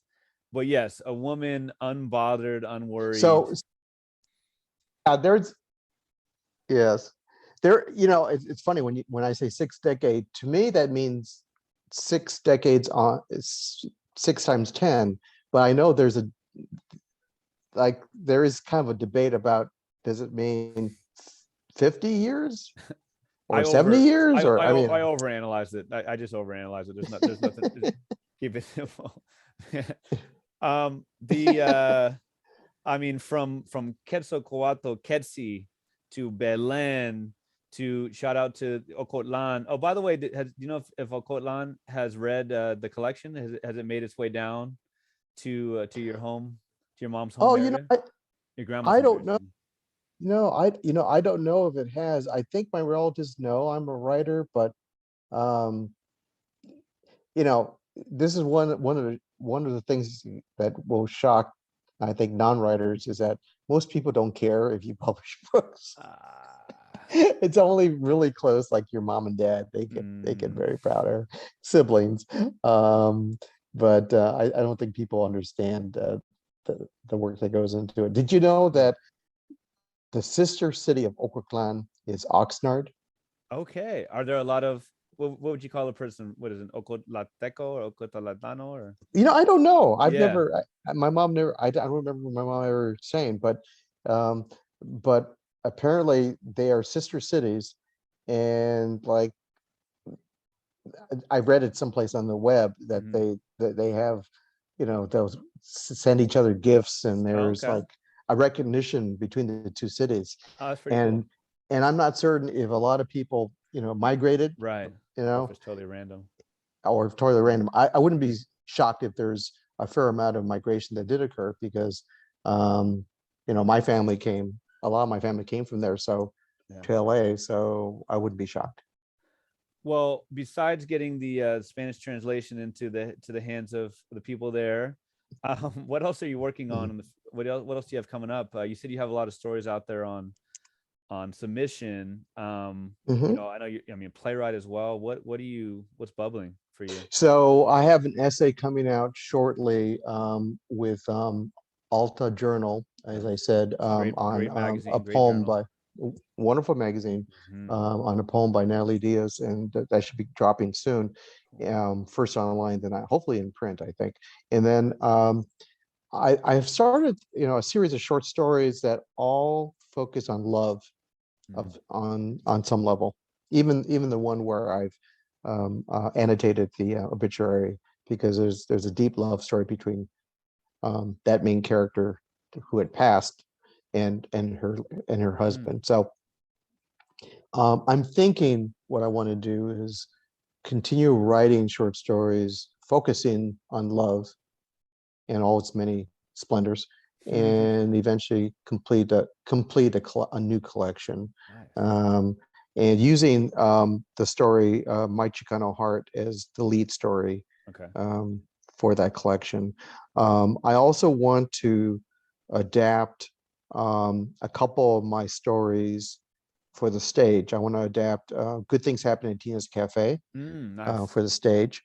um, I would love to write a musical, and maybe I can. I don't write music, but I Mhm. can write lyrics, I think, and would maybe try to collaborate with someone. I'm a member of the Dramatists Guild now, Okay. and you can um, hook up with collaborators through a Uh-huh. program they have. So I'm kind of thinking of that, because I love musicals, um, and I think um, Good Things Happen in Tina's Cafe, with the poor guy with six fingers in each hand. I have scenes in my brain where, six-fingered hands are like dancing on stage, and Uh-huh. just like craziness happening, and having music that blends everything from, you know, um, uh, traditional Mexican music, Mhm. and to more modern Los Lobos, Uh-huh. and Santana, and also throwing a little Beach Boys and Beatles, and just Nice. kind of mix it up and have all kinds of musical sounds, and a little Motown thrown into Marvin Mhm. Gaye or whatever, those kind of vibes, just kind of like the LA that I grew up with. Yeah.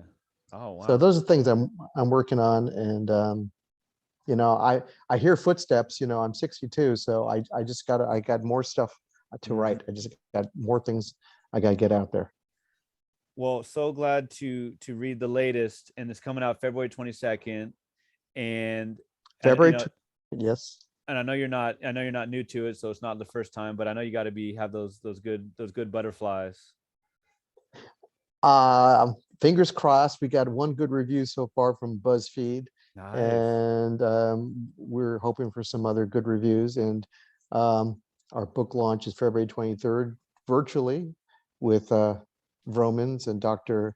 Huerta will be interviewing me in that process. So people just need to go to my webpage, danielolivas.com, take a look at the events, and they'll find out my various book appearances.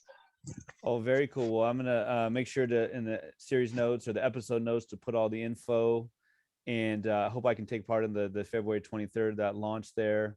And thanks for all the great work you do, all the reviews, all the plays.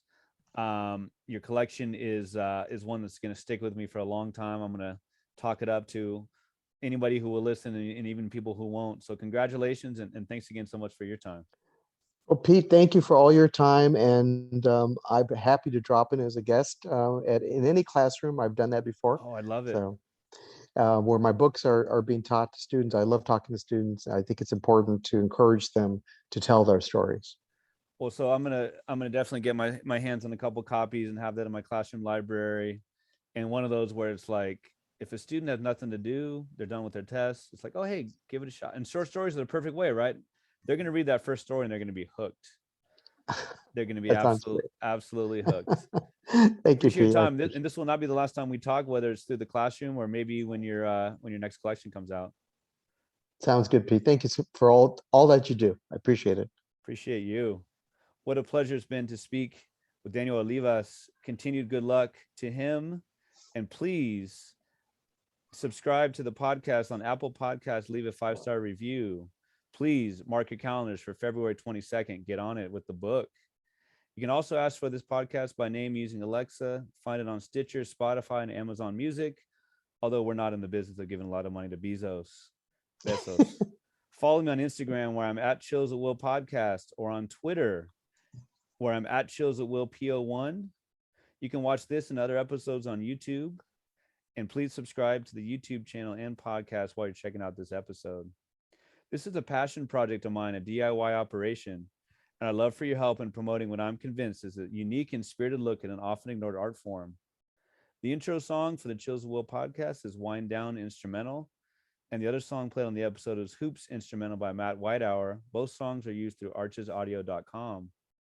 Please tune in for episode 107 with Navdeep Singh Dillon, the author of Sunny G's series of Rash Decisions, an adjunct professor of creative writing and English at the Borough of Manhattan Community College, and co-founder of Ishq in a Backpack, a narrative travel blog.